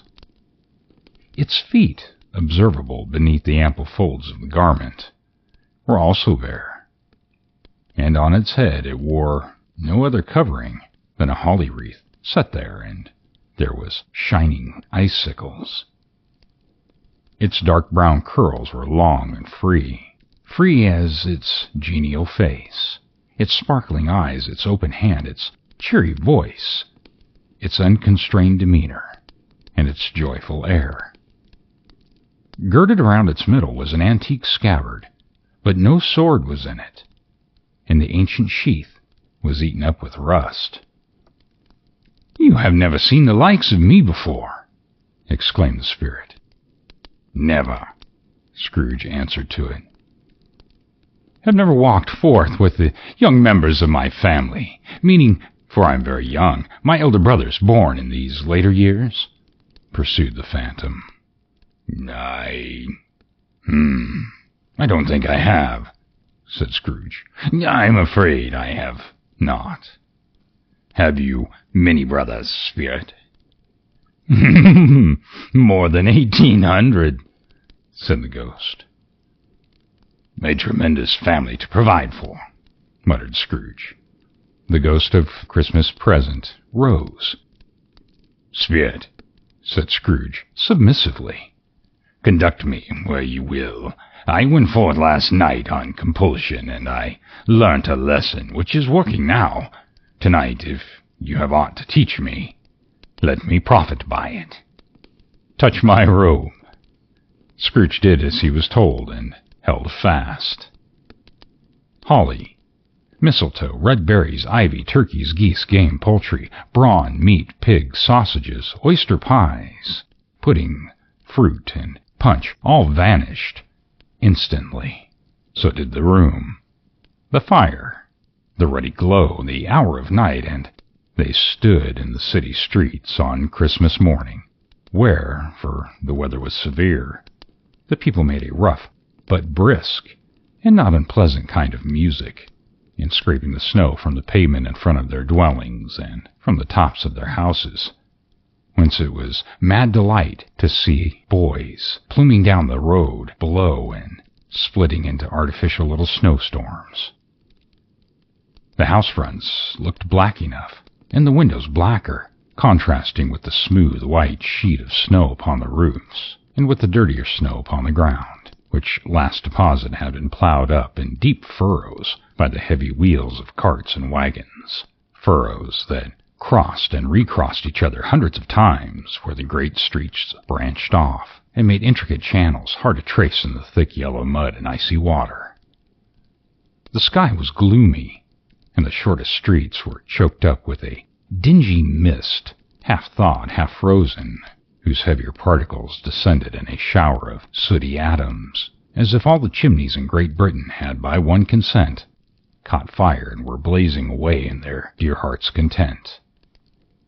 There was nothing very cheerful in the climate or the town, and yet was there an air of cheerfulness abroad the clearest summer air and brightest summer sun might have endeavored to diffuse in vain, for the people who were shoveling away on the housetops were jovial and full of glee, calling out to one another from the parapets, and, now and then, exchanging a facetious snowball, better-natured missile far than many a wordy jest, laughing heartily if it went right on and not less heartily if it went wrong. The poulterers' shops were still half open, and the fruiteers were radiant in their glory. There were great round pot-bellied baskets of chestnuts, shaped like waistcoats of jolly old gentlemen, lolling at the doors, and tumbling out into the streets in their apoplectic opulence. There were ruddy, brown-faced, broad-girthed Spanish onions, shining in the fatness of their growth like Spanish friars, and winking from their shelves in wanton slyness at the girls as they went by and glanced demurely at the hung-up mistletoe. There were pears and apples, clustered high in the blooming pyramids. There were bunches of grapes, made in shopkeepers' benevolence to dangle from conspicuous hooks. The people's mouths might water as they passed. There were piles of filberts, mossy and brown, recalling in their fragrance ancient walks among the woods, and pleasant shuffling ankles deep through withered leaves. There were Norfolk biffins, squat and swarthy, setting off the yellows of the oranges and lemons, and in the great compactness of their juicy persons, urgently entreating and beseeching to be carried home in paper bags and eaten after dinner. The very gold and silver fish, set forth among these choice fruits in a bowl, though members of a dull and stagnant-blooded race, appeared to know that there was something going on, and to a fish, went gasping around and around in their little world in slow and passionless excitement. The grocers, oh, the grocers, nearly closed with perhaps 2 shutters down or 1, but through those gaps, such glimpses.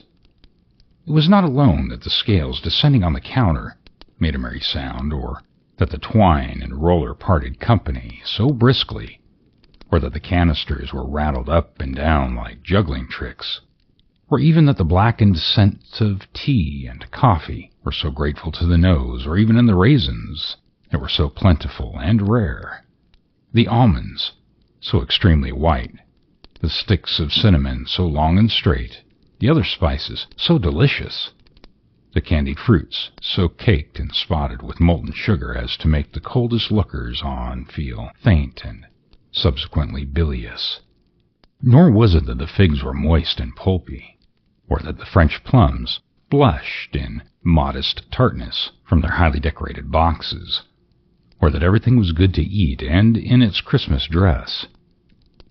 But the customers were all so hurried and so eager in the hopeful promise of the day that they tumbled upon and against each other at the door, crashing their wicker baskets wildly, and left their purchases upon the counter, and came running back to fetch them, and committed hundreds of like mistakes in their best humor possible, while the grocer and his people were so frank and fresh that the polished hearts with which they fastened their aprons behind might have been their own, worn outside for general inspection, and for Christmas daws to peck at if they chose.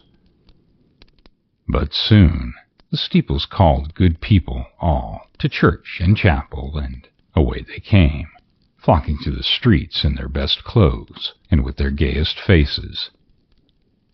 And at the same time there emerged from scores of by-streets, lanes, and nameless turnings innumerable people, carrying their dinners to the bakers' shops.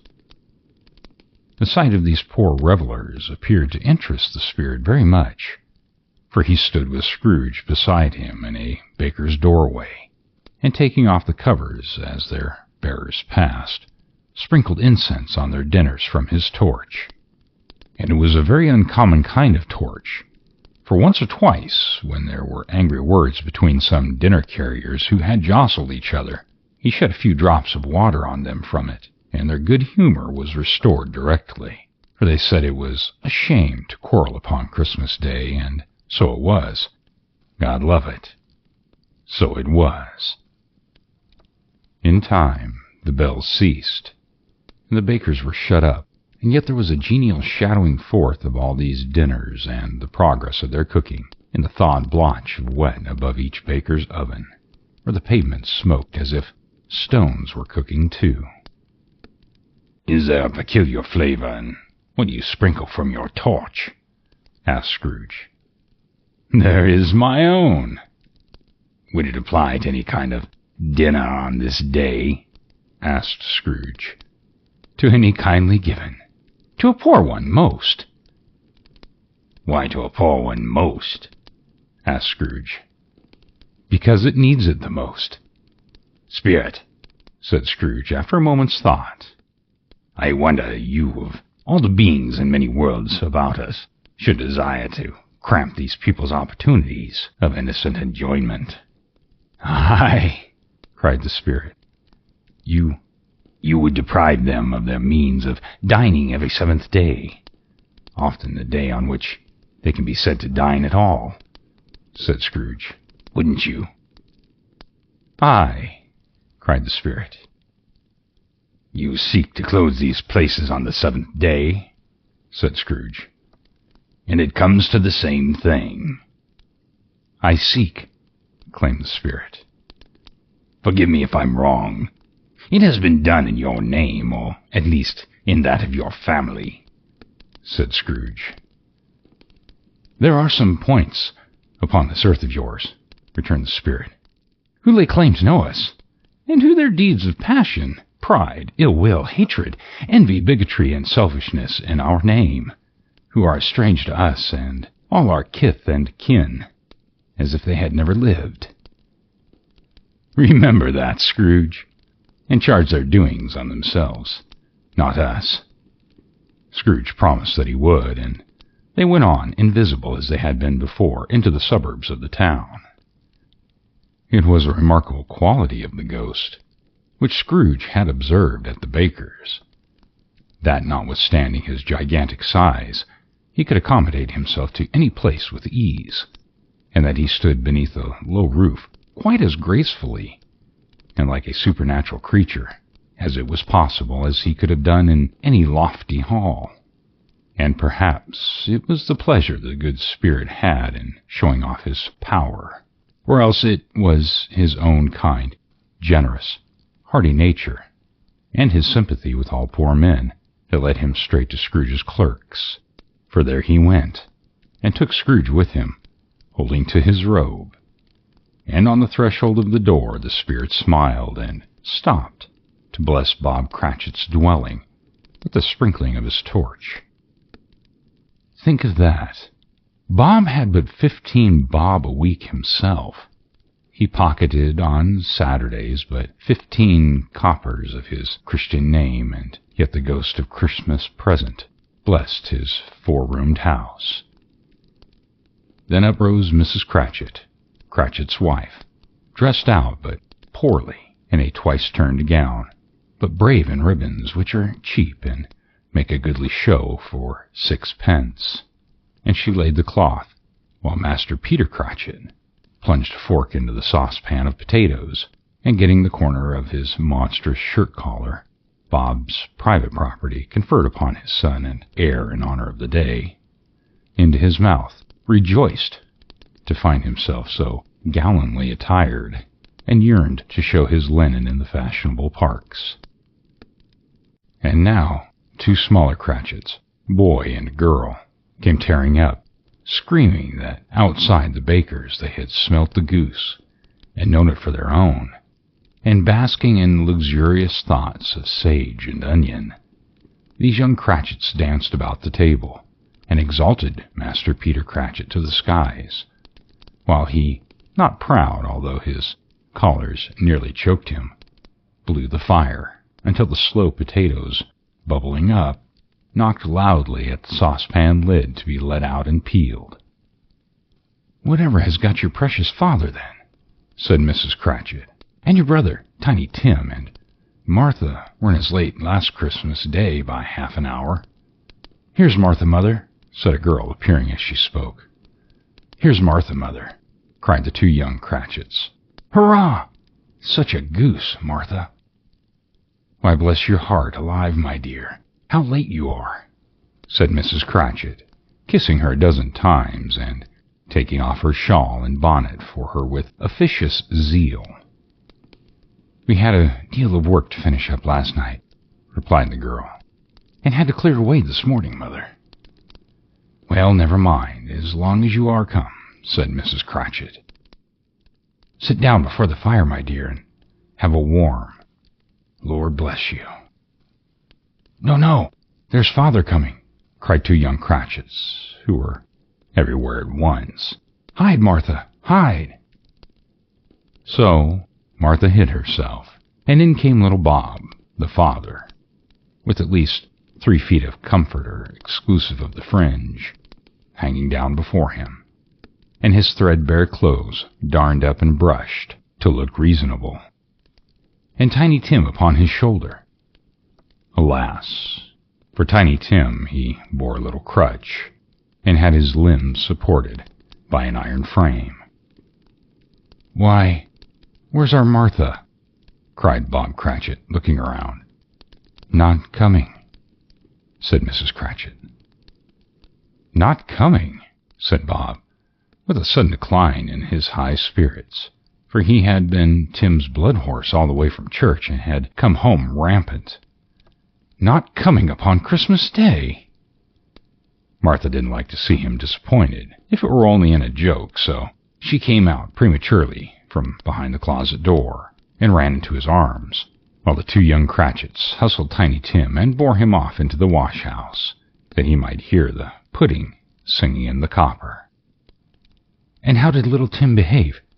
asked Mrs. Cratchit, when she had rallied Bob on his credulity, and Bob had hugged his daughter to his heart's content. "As good as gold," said Bob, "and better. Somehow he gets thoughtful, sitting by himself so much, and thinks the strangest things you ever heard. He told me coming home that he hoped the people that saw him in the church, because he was a cripple, and it might be pleasant to them to remember upon Christmas Day, who made lame beggars walk and blind men see." Bob's voice was tremulous when he told them this, and trembled more when he said that Tiny Tim was growing stronger and hearty. His active little crutch was heard upon the floor, and back in came Tiny Tim before another word was spoken, escorted by his brother and sister to his stool before the fire. And while Bob, turning up his cuffs, as if poor, they were capable of being made more shabby, compounded some hot mixture in a jug with gin and lemons, and stirred it around and put it on the hob to simmer. Master Peter and the two ubiquitous young Cratchits went to fetch the goose, with which they soon returned in high procession. Such a bustling ensued that you might have thought a goose the rarest of all birds, a feathered phenomena to which a black swan was a matter of course, and in truth it was something very like it in that house. Mrs. Cratchit made the gravy, ready beforehand in a little saucepan, hissing hot. Master Peter mashed the potatoes with incredible vigor. Miss Belinda sweetened up the applesauce. Martha dusted the hot plates. Bob took Tiny Tim beside him into the tiny corner of the table. The two young Cratchits set chairs for everybody, not forgetting themselves, and mounting guard upon their posts, crammed spoons into their mouths, lest they should shriek for goose before their turn came to be helped. At last the dishes were set on, and grace was said. It was succeeded by a breathless pause as Mrs. Cratchit, looking slowly all along the carving knife, prepared to plunge it into the breast. But when she did, and when the long-expected gush of stuffing issued forth, one murmur of delight arose all around the brood, and even Tiny Tim, excited by the two young Cratchits, beat on the table with the handle of his knife, and feebly cried, "Hurrah!" Bob said he didn't believe there was ever such a goose cooked. Its tenderness and flavor, size, and cheapness were the themes of the universal admiration. Eked out by applesauce and mashed potatoes, It was a sufficient dinner for the whole family. Indeed, as Mrs. Cratchit said with a great delight, surveying one small atom of bone upon the dish, yet every one had had enough. And the youngest Cratchit, in particular, were steeped in onion and sage to the eyebrows. But now, the plate being changed by Miss Belinda, Miss Cratchit left the room alone, too nervous to bear witness, to take the pudding up and bring it in. Suppose it should not be enough? Suppose it should break in turning out? Suppose somebody should have got over the wall of the backyard and stole it while they were merry with the goose? A supposition at which the two young Cratchits became livid. All sorts of horrors were supposed. A great deal of steam. The pudding was out of the copper, a smell like a washing day. That was the cloth. A smell like an eating house, and a pastry cook's next door to each other, with a laundress next door to that. That was the pudding. In half a minute, Mrs. Cratchit entered, flush, but smiling proudly, with the pudding, like a speckled cannonball, so hard and firm, blazing in half of a quarter of ignited brandy, and bedight with Christmas holly stuck in the top. "Oh, a wonderful pudding," Bob Cratchit said, and calmly, too, that he regarded it as a great success achieved by Mrs. Cratchit since their marriage. Mrs. Cratchit said that now the weight was off her mind, she would confess she had had her doubts about the quantity of flour. Everybody had something to say about it, but nobody said or thought it was at all small pudding for a large family. It would have been flat heresy to do so. Any Cratchit would have blushed to hint at such a thing. At last, the dinner was all done. The cloth was cleared, the hearth swept, and the fire made up. The compound in the jug being tasted and considered perfect, apples and oranges were put upon the table, and a shovelful of chestnuts on the fire. Then all the Cratchit family drew round the hearth, in what Bob Cratchit called a circle, meaning a half one, and at Bob Cratchit's elbow stood the family display of glass, 2 tumblers, and a custard cup without a handle. These held the hot stuff from the jug, however, as well as golden goblets would have done, and Bob served it out with beaming looks, while the chestnuts on the fire sputtered and cracked noisily. Then Bob proposed, "A Merry Christmas to us all, my dears. God bless us," which all the family re-echoed. "God bless us, every one," said Tiny Tim, last of all. He sat very close to his father's side upon his little stool. Bob held his withered little hand in his, as if he loved the child and wished to keep him by his side, and dreaded that he might be taken from him. "Spirit," said Scrooge, with an interest he had never felt before, "tell me if Tiny Tim will live." "I see a vacant seat," replied the ghost, "in the poor chimney corner, and a crutch without an owner, carefully preserved. If these shadows remain unaltered by the future, the child will die." "No, no," said Scrooge. "Oh, no, kind spirit, say he will be spared." "If these shadows remain unaltered by the future, none other of my race," returned the ghost, "will find him here. What then? If he be like to die, he had better do it and decrease the surplus population." Scrooge hung his head to hear his own words quoted by the spirit, and was overcome with a penitence and grief. "Man," said the ghost, "if man you be in heart, not adamant, forbear that wicked cant until you have discovered what the surplus is, and where it is. Will you decide what men shall live and what men shall die? It may be that in the sight of heaven you are more worthless and less fit to live than millions like this poor man's child. Oh, God, to hear the insect on the leaf pronouncing on the too much life among his hungry brothers in the dust. Scrooge bent before the ghost's rebuke, and, trembling, cast his eyes upon the ground, but he raised them speedily on hearing his own name. "Mr. Scrooge," said Bob. "I'll give you Mr. Scrooge, the founder of the feast." "The founder of the feast, indeed," cried Mrs. Cratchit, reddening. "I wish I had him here. I'd give him a piece of my mind to feast upon, and I hope he'd have a good appetite for it." "My dear," said Bob, "the children. Christmas Day." "It should be Christmas Day, I am sure," she said, "on which one drinks the health of such an odious, stingy, hard, unfeeling man as Mr. Scrooge. You know he is, Robert. Nobody knows it better than you do. Poor fellow." "My dear," was Bob's mild answer. "Christmas Day." "I'll drink to his health for your sake, and the day's," said Mrs. Cratchit. "Not for his long life. Long life to him?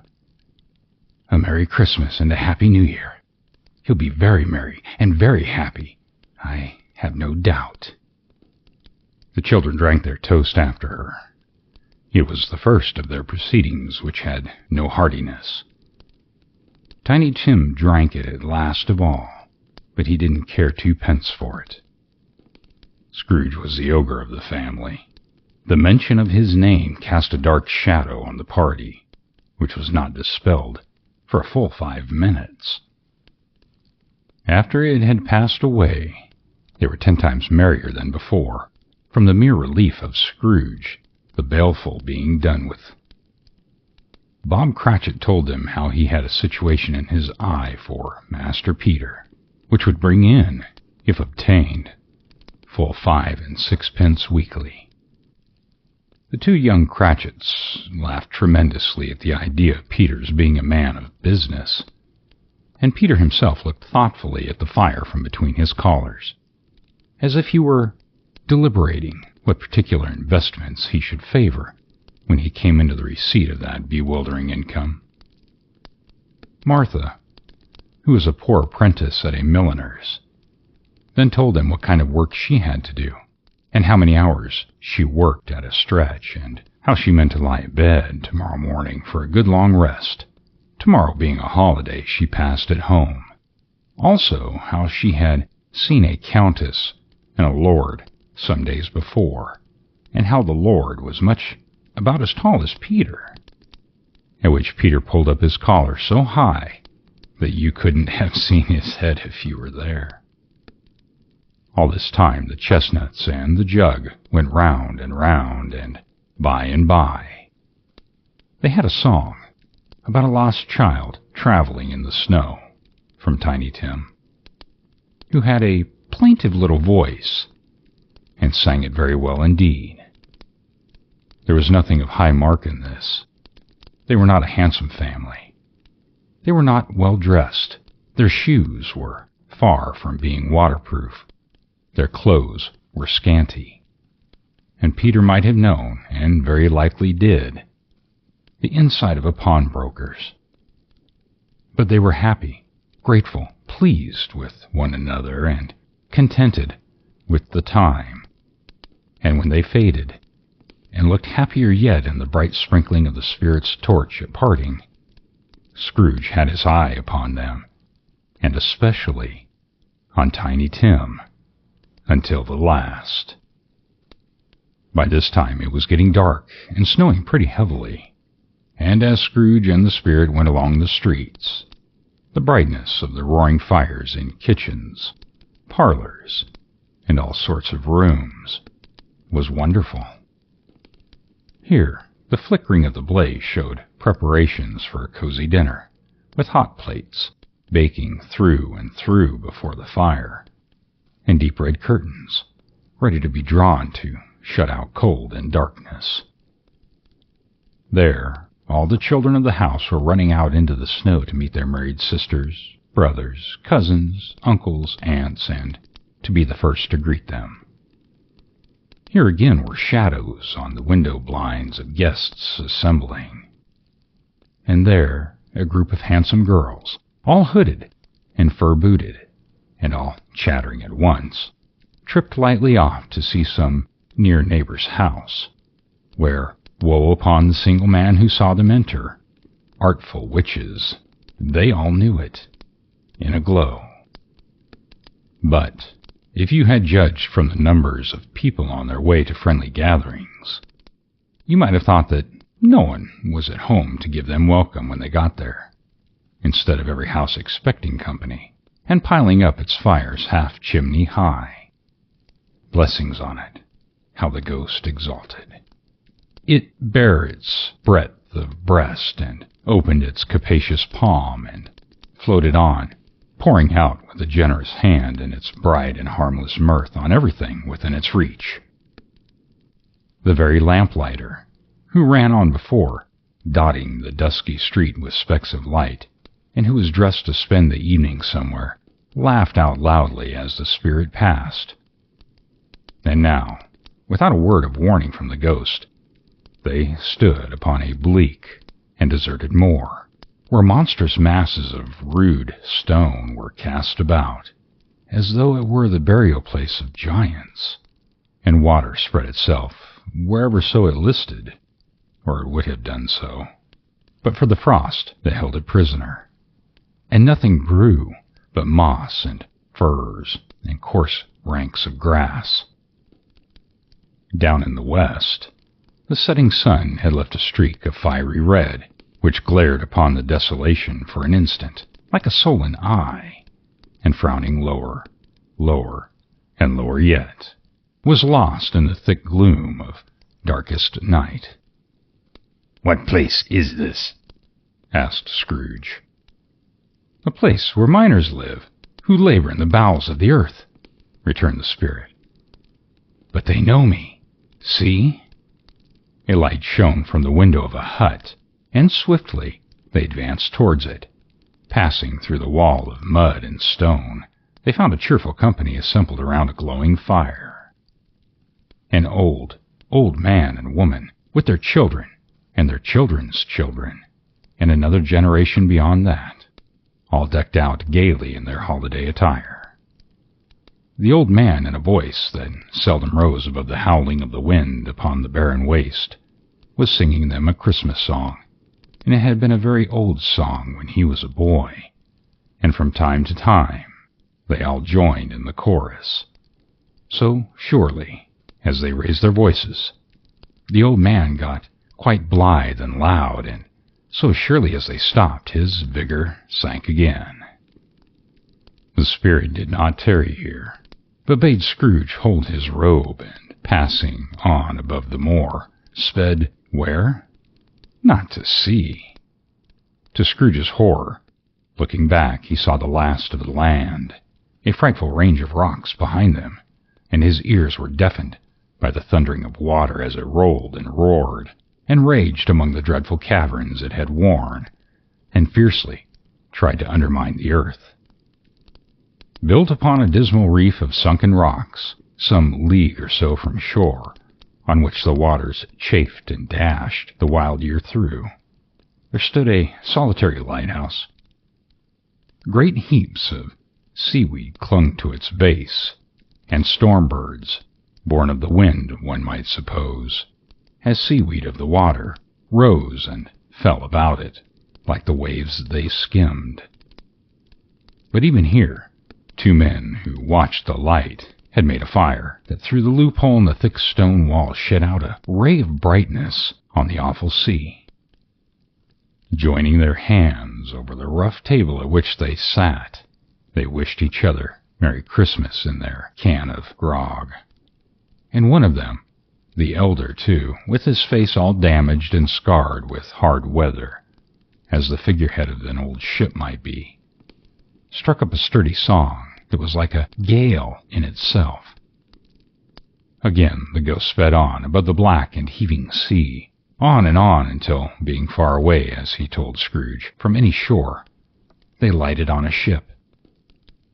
They stood beside the helmsman at the wheel, the lookout in the bow, the officers who had the watch, dark ghostly figures in their several stations, But every man among them hummed a Christmas tune, or had a Christmas thought, or spoke below his breath to his companion of some bygone Christmas day, with homeward hopes belonging to it.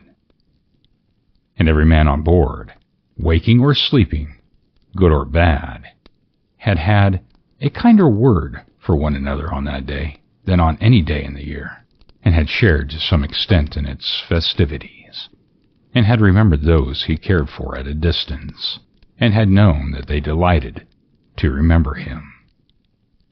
It was a great surprise to Scrooge, while listening to the moaning of the wind and thinking what a solemn thing it was to move on through the lonely darkness over an unknown abyss whose depths were secrets as profound as death. It was a great surprise to Scrooge, while thus engaged, to hear a hearty laugh. It was a much greater surprise to Scrooge to recognize it as his own nephew's, and to find himself in a bright, dry, gleaming room, with the Spirit standing smiling by his side, and looking at that same nephew with approving affability. "Ha-ha!" laughed Scrooge's nephew. If you should happen by an unlikely chance to know a man more blessed in a laugh than Scrooge's nephew, all I can say is this: I should like to know him too. Introduce him to me, and I'll cultivate his acquaintance. It is a fair, even-handed, noble adjustment of things that while there is infection and disease and sorrow, there is nothing in the world so irresistibly contagious as laughter and good humor. When Scrooge's nephew laughed in this way, holding his sides, rolling his head, and twisting his face into the most extravagant contortions, Scrooge's niece, by marriage, laughed as heartily as he, and their assembled friends, being not a bit behinded, roared out lustily. He said Christmas was a humbug as I live," cried Scrooge's nephew. "He believed it, too." "More shame for him, Fred," said Scrooge's niece indignantly. "Bless those women. They never do anything by halves. They are always in earnest." She was very pretty, exceedingly pretty, with a dimpled, surprised-looking, capital face, a ripe little mouth that seemed made to be kissed, as no doubt it was, all kinds of good little dots about her chin that melted into one another when she laughed, and the sunniest pair of eyes you ever saw in your little creature's head. Altogether, she was what you would have called provoking, you know, but satisfactory, too. Oh, perfectly satisfactory. "He's a comical old fellow," said Scrooge's nephew. "That's the truth, and not so pleasant as he might be. However, his offenses carry their own punishment, and I have nothing to say against him." "I'm sure he's very rich, Fred," hinted Scrooge's niece. "At least you always tell me so." "What of that, my dear?" said Scrooge's nephew. "His wealth is of no use to him. He doesn't do any good with it. He doesn't make himself comfortable with it. He hasn't the satisfaction of thinking that he is ever going to benefit us with it." "I have no patience with him," observed Scrooge's niece. Scrooge's niece's sisters, and all their ladies, expressed the same opinion. "Oh, I have," said Scrooge's nephew. "I am sorry for him. I couldn't be angry with him if I tried. Who suffers by his ill whims? Himself always. Here he takes it into his head to dislike us, and he wouldn't come and dine with us. What is the consequence? He don't lose much of a dinner." "Indeed, I think he loses a very good dinner," interrupted Scrooge's niece. Everybody else said the same, and they must be allowed to have been competent judges, because they had just had dinner. And with the dessert upon the table, they were clustered around the fire by lamplight. "Well, I'm very glad to hear it," said Scrooge's nephew, "because I haven't great faith in these young housekeepers. What do you say, Topper?" Topper had clearly got his eyes upon one of Scrooge's niece's sisters, for he answered that a bachelor has a wretched outcast who has no right to express an opinion on the subject. Whereat Scrooge's niece's sister, the plump one with the lace tucker, not the one with the roses, blushed. "Do go on, Fred," said Scrooge's niece, clapping her hands. "He never finishes what he begins to say. He is such a ridiculous fellow." Scrooge's nephew revelled in another laugh, and as it was impossible to keep the infection off, though the plump sister tried hard to do with an aromatic vinegar, his example was unanimously followed. "I was only going to say," said Scrooge's nephew, "that the consequences of his taking a dislike to us and not making merry with us is, as I think, that he loses some pleasant moments which could do him no harm. I am sure he loses pleasanter companions than he can find on his own thoughts, either in his mouldy old office or his dusty chambers. I mean to give him the same chance every year, whether he likes it or not, for I pity him. He may rail at Christmas till he dies, but he can't help thinking better of it. I defy him, if he finds me going there in good temper year after year and saying, 'Uncle Scrooge, how are you?' If it only puts him in the vein to leave his poor clerk £50, well, that's something. And I think I shook him yesterday." It was their turn to laugh now at the notion of his shaking Scrooge. But being thoroughly good-natured, and not much caring what they laughed at, so that they laughed at any rate, he encouraged them in their merriment, and passed the bottle joyously. After tea, they had some music, for they were a musical family, and knew what they were about when they sang Glee or Catch, I can assure you, especially Topper, who could growl away in a bass like a good one, and never swell the large veins in his forehead, or get red in the face over it.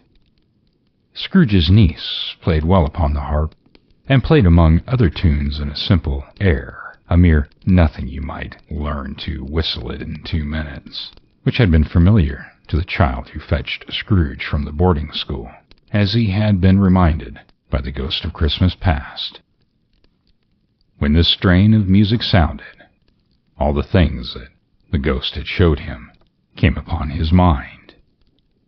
He softened more and more, and thought that if he could have listened to it often, years ago, he might have cultivated the kindness of life for his own happiness with his own hands, without resorting to the sexton's spade that buried Jacob Marley. But they didn't devote the whole evening to music. After a while they played at forfeits, for it is good to be children sometimes, and never better than at Christmas, when its mighty founder was a child himself. There was a first game at Blind Man's Bluff, and I no more believe Topper was really blind than I believe he had his eyes in his boots. My opinion is that it was a done thing between him and Scrooge's nephew, and that the ghost of Christmas present knew it. The way he went after the plump sister in the lace tucker was an outrage on credulity of human nature. Knocking down the fire irons, tumbling over the chairs, bumping against the piano, smothering himself among the curtains, wherever she went, there he was. He always knew where the plump sister was. He wouldn't catch anybody else. If you had fallen upon him, as some of them did, on purpose, he would have made a feint of endeavoring to seize you, which would have been an affront to your understanding, and would instantly have sidled off in the direction of the plump sister. She often cried out that it wasn't fair, and it really was not. But when at last he caught her, when in spite of all her silken rustlings and her rapid flusterings past him, he got her into a corner where there was no escape, then his conduct was the most execrable. For his pretending not to know her, his pretending that it was necessary to touch her headdress, and further to assure himself of her identity by pressing a certain ring upon her finger and a certain chain about her neck, was vile, monstrous. No doubt she told her opinion of it. When another blind man being in office, they were so very confidential together, behind the curtains. Scrooge's niece was not one for blind man's bluff party, but was made comfortable with a large chair and a footstool in a snug corner, where the ghost and Scrooge were close behind her. But she joined in the forfeits, with all the letters of the alphabet.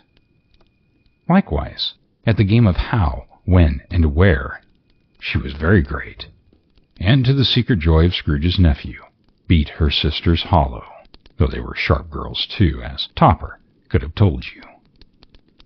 There might have been 20 people there, young and old, but they all played, and so did Scrooge, for wholly forgetting in the interest he had in what was going on, that his voice made no sound in their ears.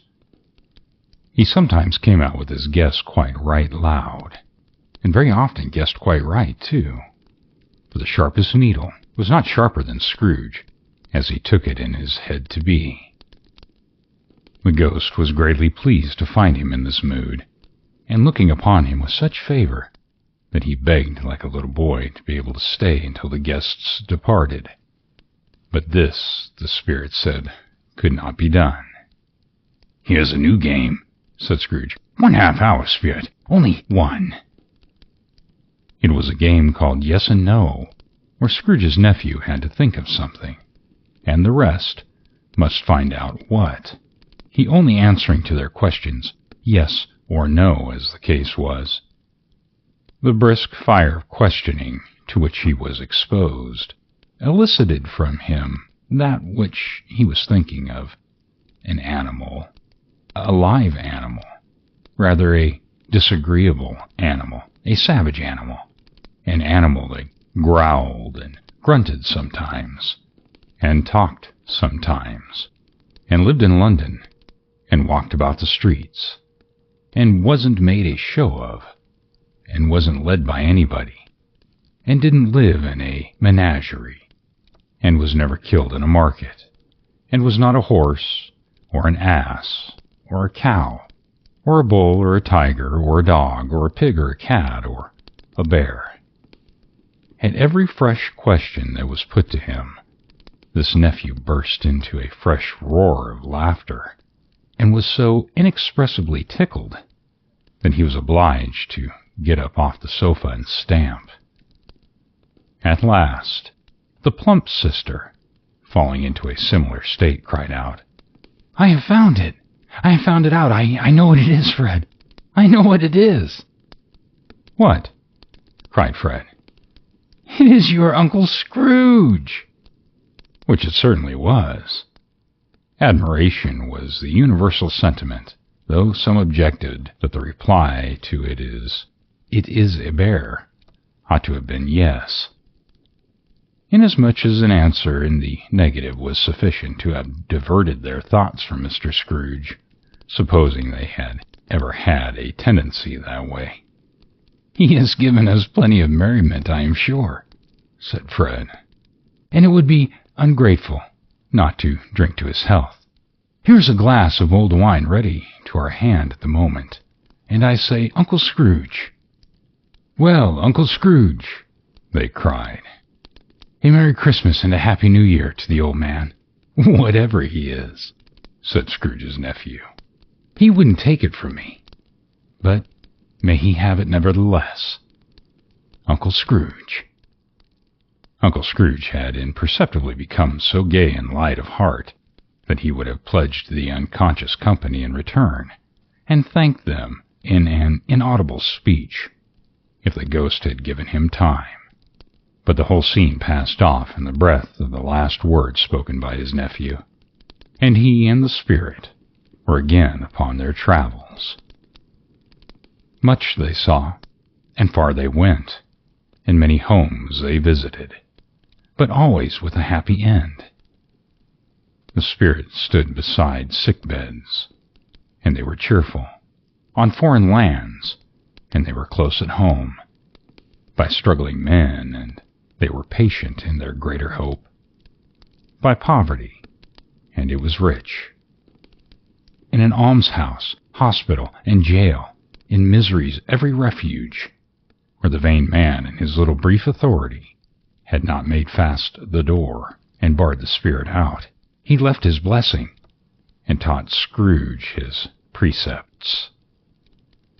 It was a long night, if it were only a night, but Scrooge had his doubts of this, because the Christmas holidays appeared to be condensed into one space of time as they passed together. It was strange, too, that while Scrooge remained unaltered in his outward form, the ghost grew older, clearly older. Scrooge had observed this change, but never spoke of it until they left a children's 12th night party, when, looking at the spirit as they stood together in an open place, he noticed that its hair was gray. "Ah, spirits' lives so short?" asked Scrooge. "My life upon this globe is very brief," replied the ghost. "It ends tonight." "Tonight?" cried Scrooge. "Tonight, at midnight. Hark! The time is drawing near." The chimes were ringing the 11:15 at that moment.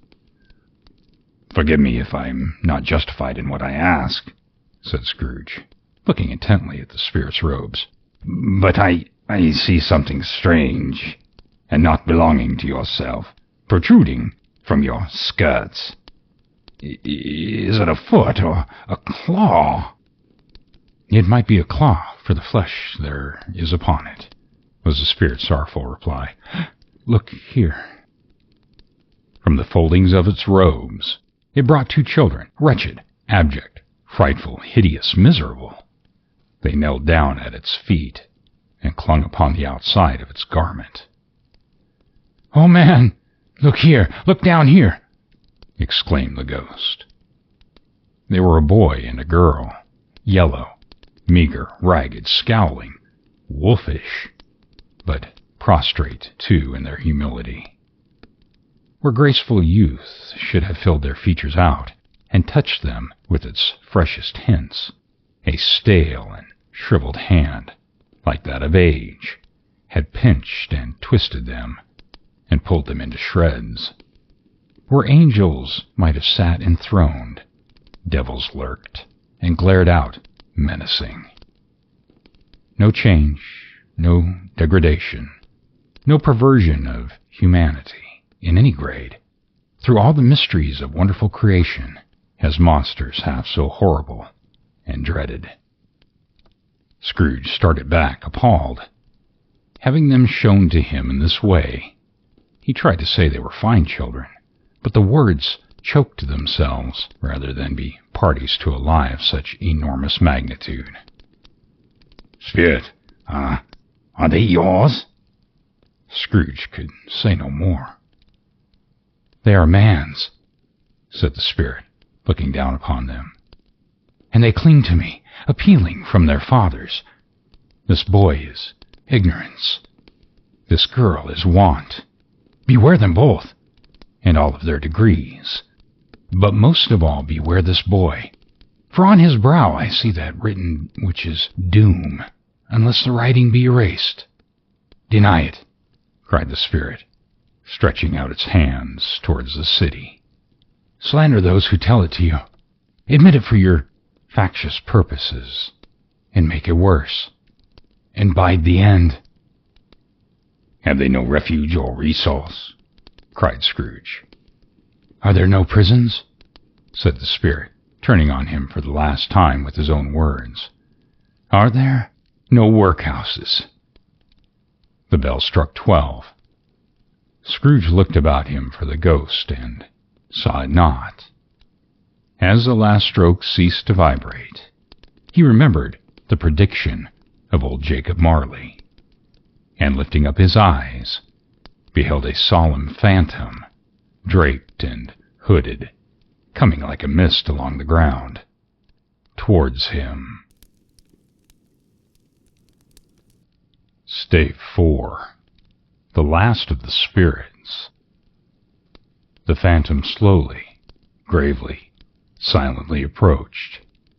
When it came near him, Scrooge bent down upon his knee. From the very air through which the spirit moved, it seemed to scatter gloom and mystery. It was shrouded in a deep black garment which concealed its head, its face, its form, and left nothing of it visible, save one outstretched hand. But for this it would have been difficult to detach its figure from the night, and separate it from the darkness by which it was surrounded. He felt that it was tall and stately when it came beside him, and that its mysterious presence filled him with a solemn dread. He knew no more, for the spirit neither spoke nor moved. "Am I in the presence of the ghost of Christmas yet to come?" said Scrooge. The spirit answered not, but pointed onward with its hand. "You're about to show me shadows of the things that have not yet happened, but what will happen in time for us," Scrooge pursued. "Is that so, spirit?" The upper portion of the garment was contracted for an instant in its folds, as if the spirit had inclined its head. That was the only answer he received. Although well used to ghostly company by this time, Scrooge feared the silent shape so much that his legs trembled beneath him, and he found that he could hardly stand when he prepared to follow it. The spirit paused a moment, as observing his condition and giving him time to recover. But Scrooge was all the worse for this.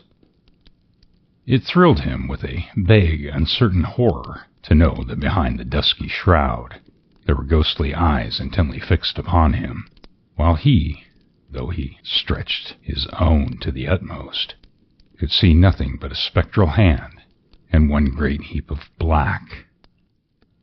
"Ghost of the future," he exclaimed, I fear you more than any spectre I have seen.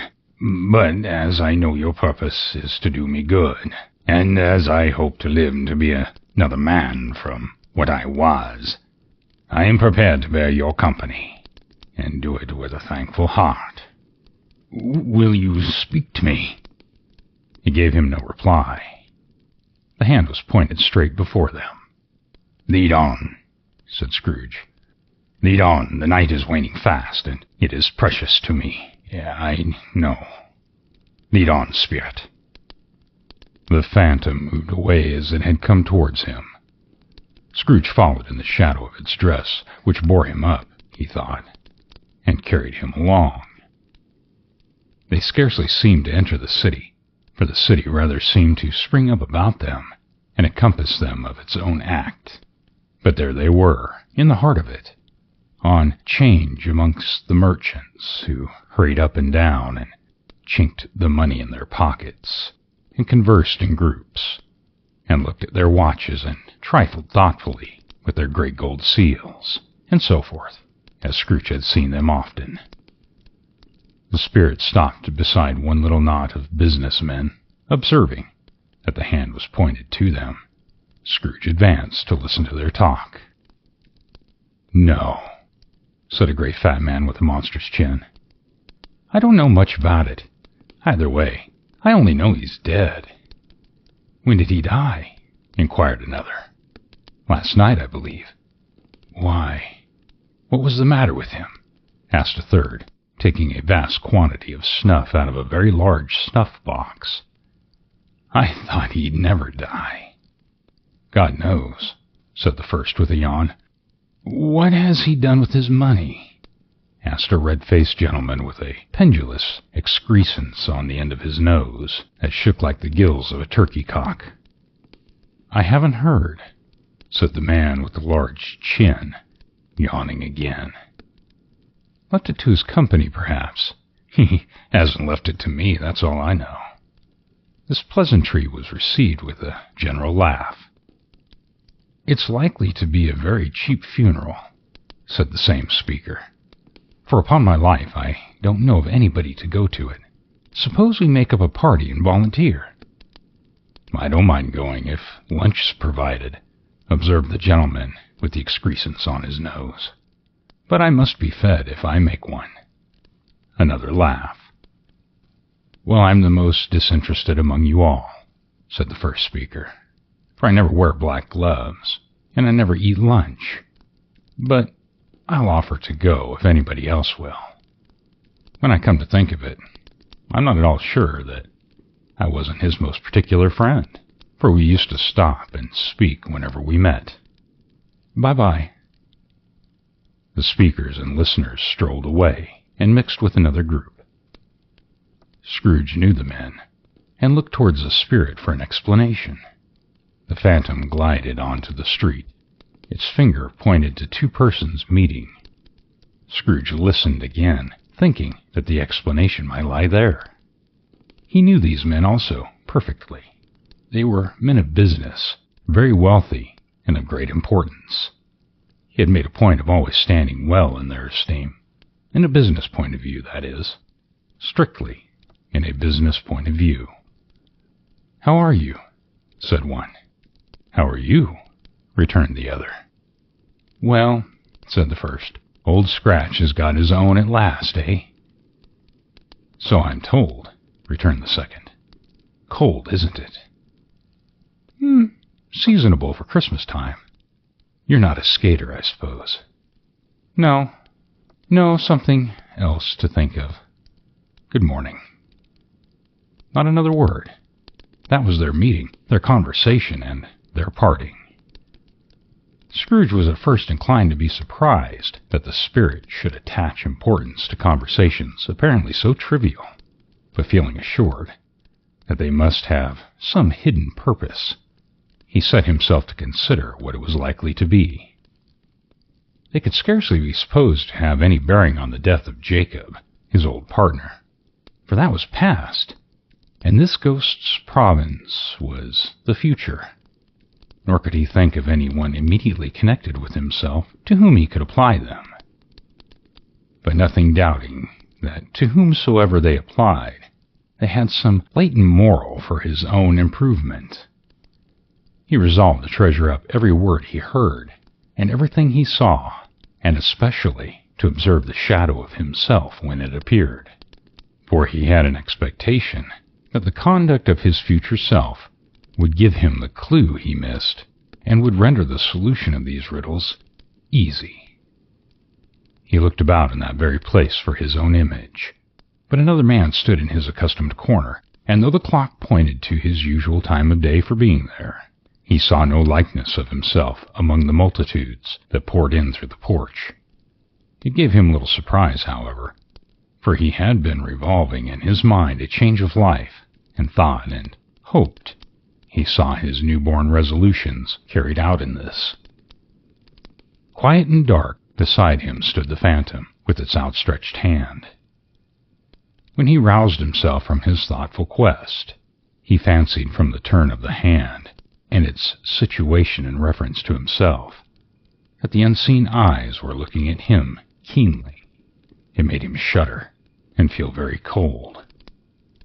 They left the busy scene and went into an obscure part of town where Scrooge had never penetrated before, although he recognized its situation and its bad repute. The ways were foul and narrow, the shops and houses wretched, the people half-naked, drunken, slipshod, ugly. Alleys and archways, like so many cesspools, disgorged their offenses of smell and dirt and life upon the straggling streets, and the whole quarter reeked with crime, with filth, and with misery. Far in this den of infamous resort, there was a low-browed, beetling shop below a penthouse roof where iron old rags, bottles, bones, and greasy offal were brought. Upon the floor within were piled up heaps of rusty keys, nails, chains, hinges, files, scales, weights, and refuse iron of all kinds. Secrets a few would like to scrutinize were bred and hidden in the mountain of unseemly rags, masses of corrupted fat and sepulchres of bones. Sitting in among the wares he dealt in by a charcoal stove made of old bricks was a gray-haired rascal, nearly 70 years of age, who had screened himself from the cold air without by a frowsy curtain of miscellaneous tatters hung upon a line, and smoked his pipe in all the luxury of calm retirement. Scrooge and the Phantom came into the presence of this man just as a woman with a heavy bundle slunk into the shop, but she had scarcely entered when another woman, similarly laden, came in too, and she was closely followed by a man in faded black, who was no less startled by the sight of them than they had been upon the recognition of each other. After a short period of blank astonishment, in which the old man with the pipe had joined them, they all three burst into laughter. "Let the charwoman alone be the first," cried she who had entered first. "Let the laundress alone to be the second, and let the undertaker's man alone to be the third. Look here, old Joe, here's a chance, if we haven't all three met here without meaning it." "You couldn't have met in a better place," said old Joe, removing his pipe from his mouth. "Come into the parlor. You were made free of it long ago, you know, and the other two ain't strangers. Stop till I shut the door of the shop. How it creaks. There ain't such a rusty bit of metal in the place as its own hinges, I believe, and I'm sure there's no such old bones here as mine. We're all suitable to our calling. We're all well matched. Come into the parlor." The parlor was the space behind the screen of rags. The old man raked the fire together with an old iron rod, and having trimmed his smoky lamp, for it was night, with the stem of his pipe, put it in his mouth again.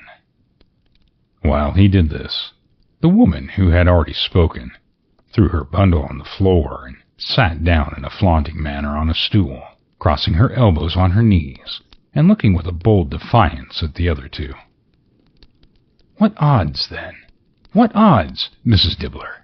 said the woman. "Every person has a right to take care of themselves. He always did."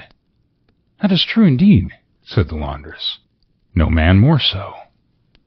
"Why, then, don't stand staring as if you were afraid, woman. Who's the wiser? We're not going to pick holes in each other's coats, I suppose." "No, indeed," said Mrs. Dibbler and the man together. "We should hope not." "Very well, then," cried the woman. "That's enough. Who's the worse for the loss of a few things like these? Not a dead man, I suppose." "No, indeed," said Mrs. Dibbler, laughing. "If he wanted to keep him after he was dead, a wicked old screw," pursued the woman. "Why wasn't he natural in his lifetime? If he had been, he'd have somebody to look after him when he was struck with death, instead of lying, gasping out his last there, all alone by himself." "It's the truest word that was ever spoken," said Mrs. Dibbler. "It's a judgment on him." "I wish it was a little heavier judgment," replied the woman. "And it should have been. How may you depend on it if I could have laid my hands on anything else? Open the bundle, old Joe, and let me know the value of it. Speak out plain. I'm not afraid to be the first, nor afraid to see to it. We know pretty well that we were helping ourselves before we met here, I believe. It's no sin. Open the bundle, Joe." But the gallantry of her friends would not allow of this, and the man in faded black, mounting the breach first, produced his plunder. It was not extensive. A seal or two, a pencil case, a pair of sleeve buttons, and a brooch of no great value. That were all. They were severely examined and appraised by old Joe, who chalked the sum up as was disposed to give for each upon the wall, and added them into a total when he found there was nothing more to count. "That's your account," said Joe, "and I wouldn't give another sixpence if I was boiled for not doing it. Who's next?" Mrs. Dibbler was next. Sheets and towels, a little wearing apparel, 2 old-fashioned silver teaspoons, a pair of sugar tongs, and a few boots. Her account was stated on the wall in the same manner. I always give too much to the ladies. It's a weakness of mine, and, well, that's the way I ruined myself, said old Joe. That's your account. If you asked me for another penny, and made it in an open question, I'd repent of being so liberal and knock off half a crown. And now undo my bundle, Joe, said the first woman. Joe went down on his knees for the greater convenience of the opening in it, dragged out a large and heavy roll of some dark stuff. What do you call this? Said Joe. Bed curtains. Ah, returned the woman, laughing and leaning forward on her crossed arms. Bed curtains. You don't mean to say you took him down, rings and all, with him lying there, said Joe. Yes, I do, replied the woman. Why not? You were born to make your fortune, said Joe, and you'll certainly do it. I certainly shan't hold my hand when I can get anything into it by reaching it out for the sake of such a man as he was. I promise you that, Joe, returned the woman coolly. Don't drop that oil upon the blankets now. His blankets? Asked Joe. Whose else do you think? Replied the woman. He isn't likely to take cold without them, I dare say. I hope he didn't die of anything catching, said old Joe, stopping in his work and looking up. Don't you be afraid of that, returned the woman. I ain't so fond of his company that I'd loiter about him for such things if he did. Oh, you may look through his shirt till your eyes ache, but you won't find a hole in it, nor a threadbare place. It's the best he had, and a fine one, too. They'd have wasted it if it hadn't been for me. What do you call the wasting of it? Asked old Joe. Putting it on him to be buried in, replied the woman with a laugh. Somebody was fool enough to do it, but I took it off again. If calico ain't good enough for such a purpose, it isn't good enough for anything. It's quite as becoming to the body. He can't look uglier than he did in that one. Scrooge listened to this dialogue in horror. As the group sat about their spoil in the scanty light afforded by the old man's lamp, he viewed them with a detestation and disgust which could hardly have been greater, though they had been obscene demons marketing the corpse itself. "Ha ha!" laughed the woman, when old Joe, producing a flannel bag with money in it, told out their several gains upon the ground. This is the end of it, you see. He frightened everyone away from him when he was alive to profit us with his death. Spirit, said Scrooge, shuddering from head to foot. I see. The case of this unhappy man might be my own. My life tends that way now. Merciful heaven! What is this? He recoiled in terror, for the scene had changed, and now he almost touched a bed, a bare, uncurtained bed, on which beneath the ragged sheet there lay a something covered up, which, though it was dumb, announced itself in awful language. The room was very dark, too dark to be observed with any accuracy, though Scrooge glanced around it in obedience to a secret impulse, anxious to know what kind of room it was. A pale light rising in the outer air fell straight upon the bed, and on it, plundered and bereft, unwatched, unwept, uncared for, was the body of this man. Scrooge glanced towards the phantom. Its steady hand was pointed to the head. The cover was so carelessly adjusted that the slightest raising of it, the motion of a finger upon Scrooge's part, would have disclosed the face. He thought of it, felt how easy it would be to do, and longed to do it, but had no more power to withdraw the veil than to dismiss the spectre at his side. Oh, cold, rigid, dreadful death, set upon thine altar here, and dress it with such terrors as thou hast at thy command. for this is thy dominion. But of the loved, revered, and honored head, thou canst not turn one hair to thy dreaded purpose, or make one feature odious. It is not that the hand is heavy and will fall down when released. It is not that the heart and pulse are still, but that the hand was open, generous and true, the heart brave, warm and tender, and the pulse a man's. Strike down, shadow, strike, and see his good deeds spring from the wound to sow the world with life immortal. No voice pronounced these words in Scrooge's ears, and yet he heard them when he looked upon the bed. He thought that if this man could rise up now, what would be his foremost thoughts? Avarice, hard-dealing, gripping cares? They had brought him to a rich end, truly. He lay in the dark, empty house, with not a man, a woman, or a child, to say that he was kind to me in this or that, and for the memory of one kind word, I will be kind to him. A cat was tearing at the door, and there was a sound of gnawing rats beneath the hearthstone. What they wanted in the room of death, and why they were so restless and disturbed, Scrooge did not dare to think. "Spirit," he said, "this is a fearful place, and in leaving it I shall not leave its reasons. Trust me. Let us go."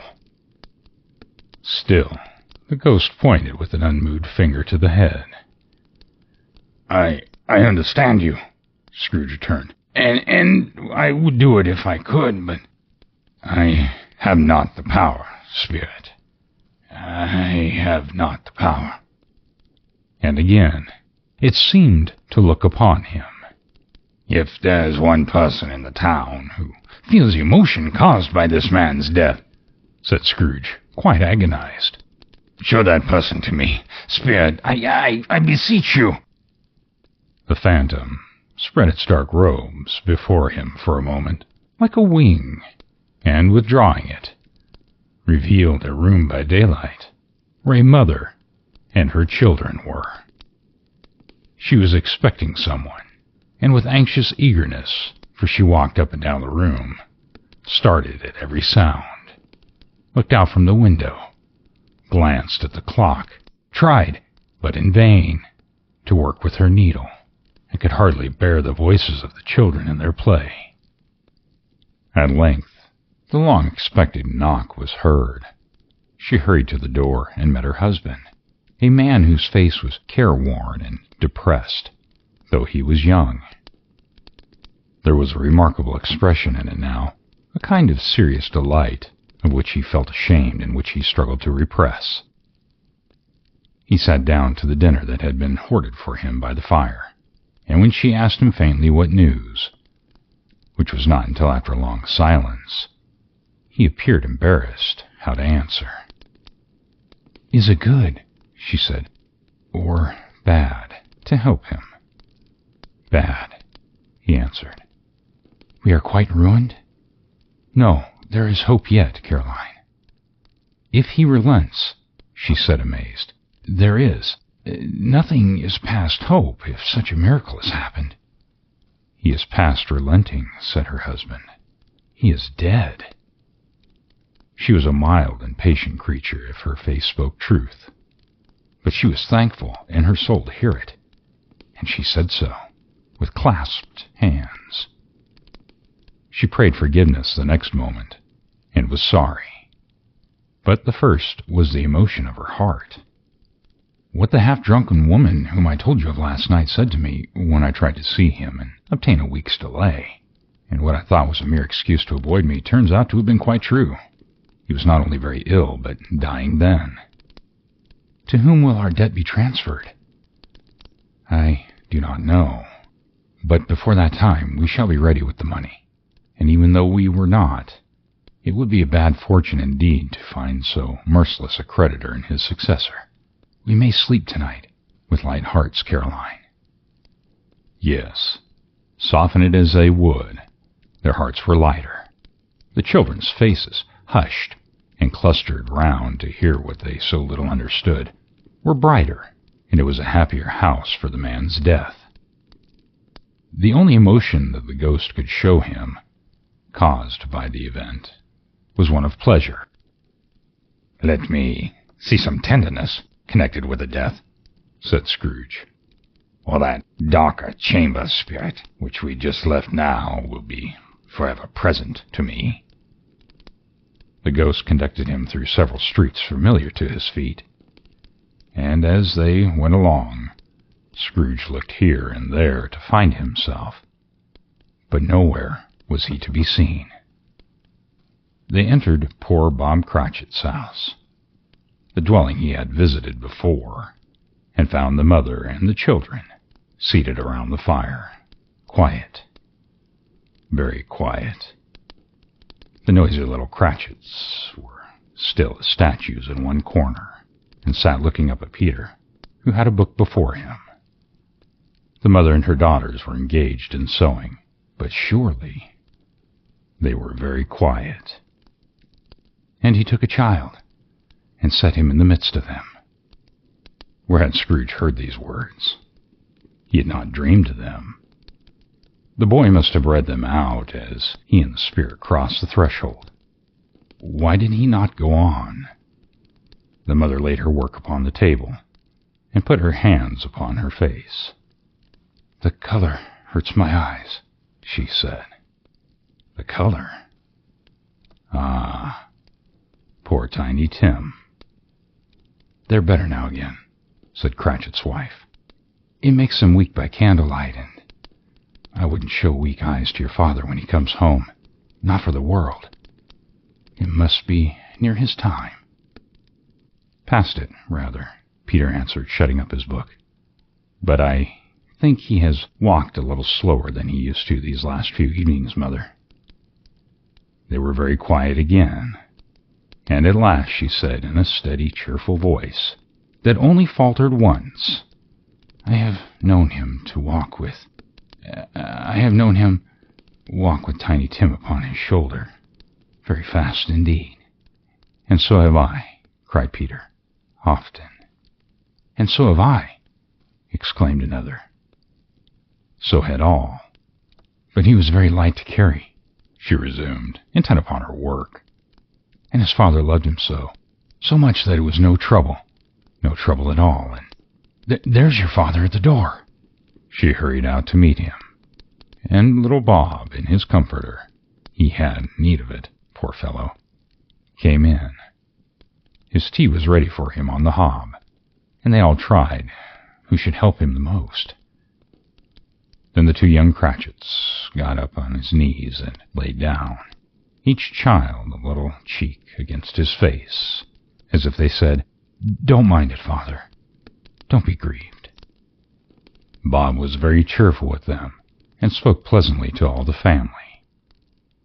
He looked at the work upon the table and praised the industry and speed of Mrs. Cratchit and the girls. It would be done long before Sunday, he said. "Sunday? You went today, then, Robert?" said his wife. "Yes, my dear," returned Bob. I wish you could have gone, but it would have done you so good to see how green a place it is. But you'll see it often. I promised him that I would walk there on a Sunday." "My little child," cried Bob. "My little child." He broke down all at once. He couldn't help it.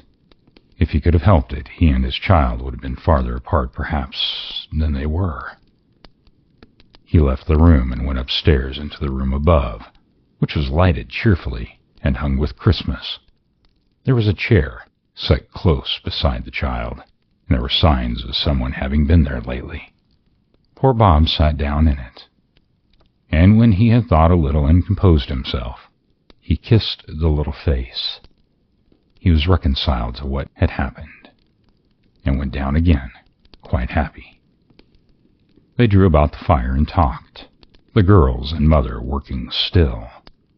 Bob told them of the extraordinary kindness of Mr. Scrooge's nephew, whom he had scarcely seen but once.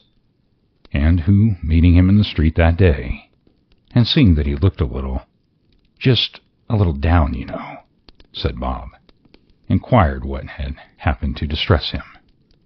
On which, said Bob, for he is the pleasantest spoken gentleman you've ever heard, I told him. I am heartily sorry for you, Mr. Cratchit, he said, and heartily sorry for your good wife. By the by, how he ever knew that, I don't know. Knew what, my dear?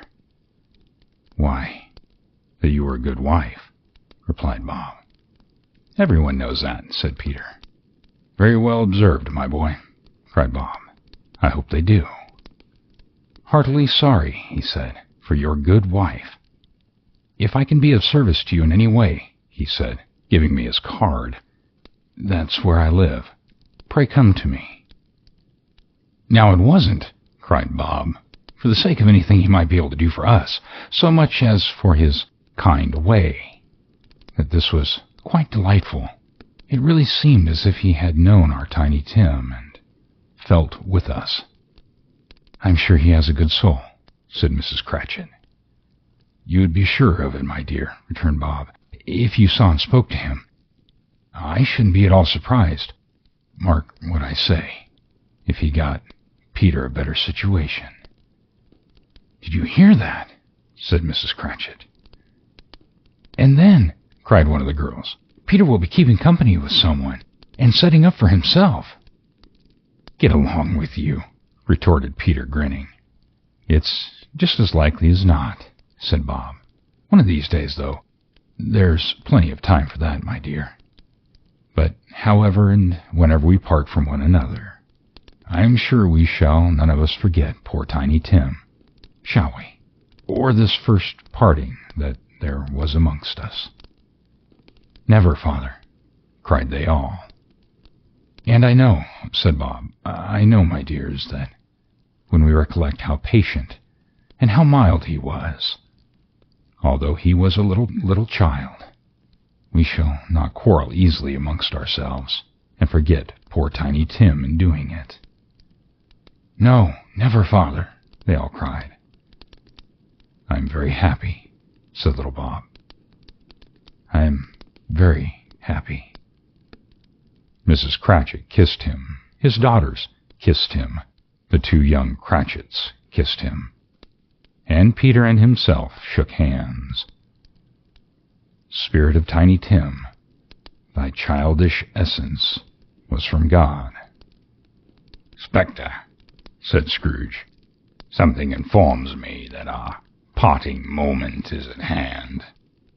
And I know it, but I know not how. Tell me what man that was laying dead. The ghost of Christmas yet to come conveyed him as before, though at a different time, he thought. Indeed, there seemed to be no order in these later visions, save that they were in the future, into the resorts of business men, but showed him not himself. Indeed, the spirit did not say anything, but went straight on, as to the end just now desired, until besought by Scrooge to tarry for a moment. This court, said Scrooge, through which we hurry now, it is where my place of occupation is, and has been for length of time. I see the house.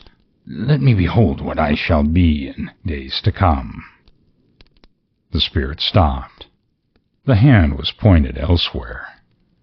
The house is yonder, exclaimed Scrooge. Why do you point away? The inexorable finger underwent no change. Scrooge hastened to the window of his office and looked in. It was an office still, but not his. The furniture was not the same, and the figure in the chair was not himself. The phantom pointed as before. He rejoined it once again, and, wondering why and whither he had gone, accompanied it until they reached an iron gate. He paused to look around before entering. A churchyard. Here, then, the wretched man whose name he had now to learn lay beneath the ground. It was a worthy place, walled in by houses, overrun by grass and weeds, the growth of vegetation's death, not life, choked up with too much burying, fat with repleted appetite. A worthy place. The spirit stood among the graves and pointed down to one. He advanced towards it, trembling. The phantom was exactly as it had been, but he dreaded that he saw a new meaning in its solemn shape. "Before I draw nearer to that stone to which you point," said Scrooge, "answer me one question. Are these the shadows of the things that will be, or the shadows of things that may be only?" Still the ghost pointed downward to the grave by which it stood. "Men's courses will foreshadow certain ends to which, if preserved in, they must lead," said Scrooge. "But if the courses be departed from, the ends will change. Say it is thus. With what will you show me?" The spirit was immovable as ever. Scrooge crept towards it, trembling as he went, and following the finger, read upon the stone of the neglected grave his own name, Ebenezer Scrooge. "Am I that man who lay upon the bed?" he cried, upon his knees. The finger pointed from the grave to him, and back again. "No! No, spirit, no!" The finger was still there. "Spirit," he cried, tight clutching at his rope, "hear me. I am not the man I was. I will be the man I must have been for this intercourse. Why show me this, if I am past all hope?" For the first time, the hand appeared to shake. "Good spirit," he pursued, as down upon the ground he fell before it, "your nature intercedes for me, and pities me. Assure me that I yet may change these shadows you have shown me, by an altered life." The kind hand trembled. I will honor Christmas in my heart, and try and keep it all the year. I will live in the past, and the present, and the future. The spirits of all three shall strive within me. I will not shut out the lessons that they teach me. Oh, tell me, I may sponge away the writing on the stone." In his agony, he caught the spectral hand. It sought to free itself, but he was strong in his entreaty, and detained it. The spirit, stronger yet, repulsed him. Holding up his hand in a last prayer to have his fate reversed, he saw an alteration in the phantom's hood and dress. It shrunk, collapsed, and dwindled down into a bedpost. Stave 5. The end of it. Yes, and the bedpost was his own. The bed was his own. The room was his own. Best and happiest of all, the time before him was his own, to make amends in. "I will live in the past, the present, and the future," Scrooge repeated as he scrambled out of bed. "The spirits of all three shall strive within me. O Jacob Marley, heaven and the Christmas time be praised for this. I say it on my knees, O Jacob, on my knees." He was so fluttered and so glowing with his good intentions that his broken voice would scarcely answer to his call.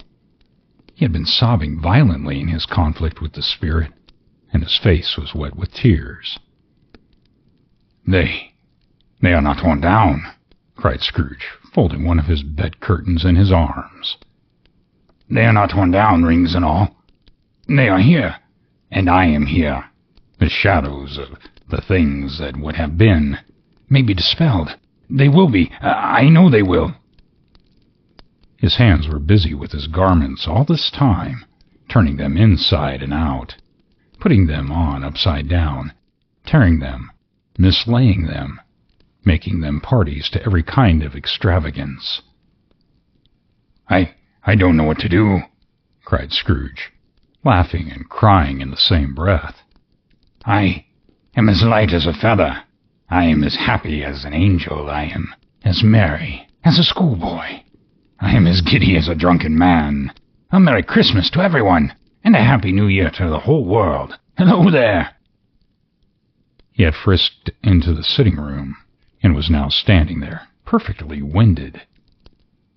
"There's a saucepan with the gruel that was in it," cried Scrooge, starting off again and going around the fireplace. "There's a door by which the ghost of Jacob Marley entered. There's a corner where the ghost of Christmas present sat. There's the window where I saw the wandering spirits. It's all right. It's all true. It all happened." Really, for a man who had been out of practice for so many years, it was a splendid laugh, a most illustrious laugh, the father of a long, long line of brilliant laughs. "I don't know what day of the month it is," said Scrooge. I don't know how long I've been among the spirits.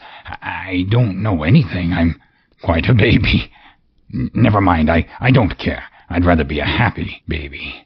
Hello there!" He was checked in his transports by the churches ringing out the lustiest peals he had ever heard. Oh, glorious, glorious! Running to the window, he opened it and put his head out. No fog, no mist. Clear, bright, jovial, stirring cold. Cold piping for the blood to dance to. Golden sunlight. Heavenly sky. Sweet, fresh air. Merry bells. Oh, how glorious! "What a day!" cried Scrooge, calling downward to a boy in Sunday clothes who perhaps had loitered in to look about him. "Eh?" returned the boy, with all his might of wonder. "What day is it, my fine fellow?" said Scrooge. "Today," replied the boy. "Why, it's Christmas Day." "Ha! It's Christmas Day," Scrooge said to himself. "I haven't missed it. The spirits have done it all in one night. They can do anything like that. Of course they can. Of course they can. Hello, my fine fellow." "Hello," returned the boy. "Do you know the poulterers in the next street, but the one on the corner?" Scrooge inquired. "I should hope I did," replied the lad. "An intelligent boy," said Scrooge. "A remarkable boy. Do you know whether they've sold that prize turkey that was hanging up there? Not the little prize turkey, but the big one." "What? The one as big as me?" returned the boy. "What a delightful boy," said Scrooge. "It's a pleasure to talk to him. Yes, my buck." "It's hanging there now," replied the boy. "Is it?" said Scrooge. "Go and buy it." "Walk there?" exclaimed the boy. No, said Scrooge. "I am in earnest. Go and buy it, and tell them to bring it here, that I may give them the directions to where to take it. Come back with the man, and I'll give you a shilling. Come back with him in less than 5 minutes, and I'll give you half a crown." The boy was off like a shot. He must have had a steady hand at a trigger who could have got a shot off so fast. I'll send it to Bob Cratchit's," whispered Scrooge, rubbing his hands and splitting with a laugh. "He shan't know who sent it. It's twice the size of Tiny Tim. Joe Miller never made such a joke as sending it to Bob as this will be." The hand in which he wrote the address was not a steady one, but write it he did, somehow, and went downstairs to open the street door, ready for the coming of the poulterer's man. As he stood there, waiting his arrival, the knocker caught his eye. "I shall love it as long as I live," cried Scrooge, patting it with his hand. "I scarcely ever looked at it before. What an honest expression it has on its face. It's a wonderful knocker. Here's the turkey. How are you? Merry Christmas." It was a turkey. He never could have stood upon his legs, that bird. He would have snapped him off short in a minute like sticks of sealing wax. "Why, it's impossible to carry that to Camden Town," said Scrooge. "You must have a cab." The chuckle with which he said this, and the chuckle with which he paid for the turkey, and the chuckle with which he paid for the cab, and the chuckle with which he recompensed the boy, were only to be exceeded by the chuckle at which he sat down breathless in his chair again, and chuckled till he cried. Shaving was not an easy task, for his hand continued to shake very much, and shaving required attention, even when you don't dance while you're at it. But if he had cut the end of his nose off, he would have put a piece of sticking plaster over it and been quite satisfied. He dressed himself, all in his best, and at last got out into the streets. The people were by this time pouring forth, as he had seen them with the ghost of Christmas present, and walking with his hands behind him. Scrooge regarded every one with a delighted smile. He looked so irresistibly pleasant, in a word, that 3 or 4 good-humored fellows said, "Good morning, sir," and "A Merry Christmas to you." And Scrooge said often afterwards that of all the blithe sounds he had ever heard, those were the blithest in his ears. He had not gone far when, coming on towards him, he beheld the portly gentleman who had walked into his counting-house the day before, and said, "Scrooge and Marley's, I believe." It sent a pang across his heart to think how this old gentleman would look upon him when they met, but he knew what path lay straight before him, and he took it. "My dear sir," said Scrooge, quickening his pace and taking the old gentleman by both his hands, "how do you do? I hope you succeeded yesterday. It was very kind of you. A Merry Christmas to you, sir." "Mr. Scrooge?" "Yes," said Scrooge. "That is my name, and I fear may not be pleasant to you. Allow me to ask your pardon, and will you have the goodness—" Here Scrooge whispered in his ear. "Lord bless me!" cried the gentleman, as if his breath were taken away. "My dear Mr. Scrooge, are you serious?" "If you please," said Scrooge. "Not a farthing less. A great many back payments are included in it, I assure you. Will you do me that favor?" "My dear sir," said the other, shaking hands with him, "I don't know what to say." "Don't say anything, please," retorted Scrooge. "Come and see me. Will you come and see me?" "I will," cried the old gentleman, and it was clear that he meant to do it. "Thank you," said Scrooge. "I am much obliged to you. I thank you 50 times. Bless you." He went to church and walked about the streets and watched the people hurrying to and fro, and patted children on the head, and questioned beggars, and looked down into the kitchens of houses and up to the windows, and found everything that could yield him pleasure. He had never dreamed that any walk, that anything, could give him so much happiness. In the afternoon he turned his steps towards his nephew's house. He passed the door a dozen times before he had the courage to go up and knock, but he made a dash and did it. "Is your master at home, my dear?" said Scrooge to the girl. "Yes, sir." "Where is he, my love?" said Scrooge. "He's in the dining room, sir, along with the mistress. I'll show you upstairs, if you please." "Thank you. He knows me," said Scrooge, with his hand already on the dining room lock. "I'll go in there, my dear." He turned it gently, and sidled his face in around the door. They were looking at the table, which was spread out in a great array, for these young housekeepers were always nervous on such points, and like to see that everything is right. "Fred," said Scrooge. Dear heart alive, how his niece by marriage started. Scrooge had forgotten, for the moment, about her sitting in the corner with the footstool, where he wouldn't have done it on any account.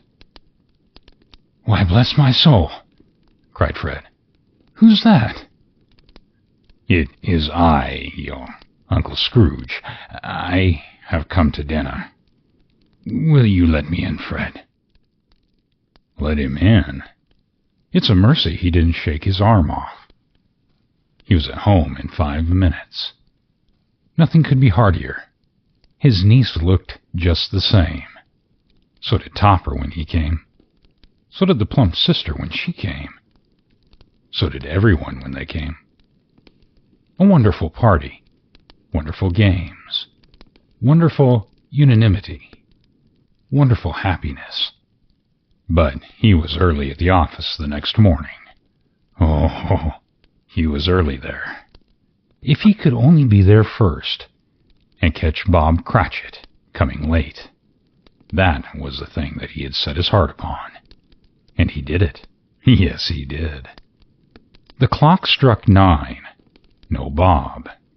1/4 past. No Bob. He was full 18 minutes and a half behind his time. Scrooge sat with his door wide open, that he might see him come into the tank. His hat was off before he opened the door. His comforter, too. He was on his stool in a jiffy, driving away with his pen, as if he were trying to overtake 9 o'clock. Hello, growled Scrooge in his accustomed voice, as near as he could feign it. What do you mean by coming in here at this time of day? I'm very sorry, sir, said Bob. I'm behind my time. You are? Repeated Scrooge. Yes. I think you are. Step this way, sir, if you please. It's only once a year, sir, pleaded Bob, appearing from the tank. It should not be repeated. I was making rather merry yesterday, sir. Now I'll tell you what, my friend, said Scrooge. I am not going to stand for this thing any longer, and therefore, he continued, leaping from his stool and giving Bob such a dig in the waistcoat that he staggered back into the tank again. And therefore, I am about to raise your salary. Bob trembled and got a little nearer to the ruler. He had a momentary idea of knocking Scrooge down with it, holding him, and calling to the people in the court for help and a straitjacket. Merry Christmas, Bob, said Scrooge with an earnestness that could not be mistaken, as he clapped him on the back. A merrier Christmas, Bob, my good fellow, than I have given you for many a year. I'll raise your salary and endeavor to assist you with your struggling family, and we will discuss your affairs this very afternoon over a Christmas bowl of smoking bishop, Bob. Make up the fires and buy another coal scuttle before you dot another I, Bob Cratchit. Scrooge was better than his word. He did it all, and infinitely more. And to Tiny Tim, who did not die, he was a second father. He became as good a friend, as good a master, and as good a man as the good old city ever knew, or any other old city, town, or borough in that good old world. Some people laughed to see the alteration in him, but he let them laugh, and little heeded them, for he was wise enough to know that nothing ever happened on this globe for good, at which some people did not have their fill of laughter in the outset. And knowing that such as these would be blind away, he thought it quite as well that they should wrinkle up their eyes in grins as have the malady in less attractive forms. His own heart laughed, and that was quite enough for him. He had no further dealings with spirits, but lived upon the total abstinence principle afterwards, and it was always said of him that he knew how to keep Christmas well, if any man alive possessed the knowledge. May that be truly said of us all. And so, as Tiny Tim observed, God bless us, every one. The end.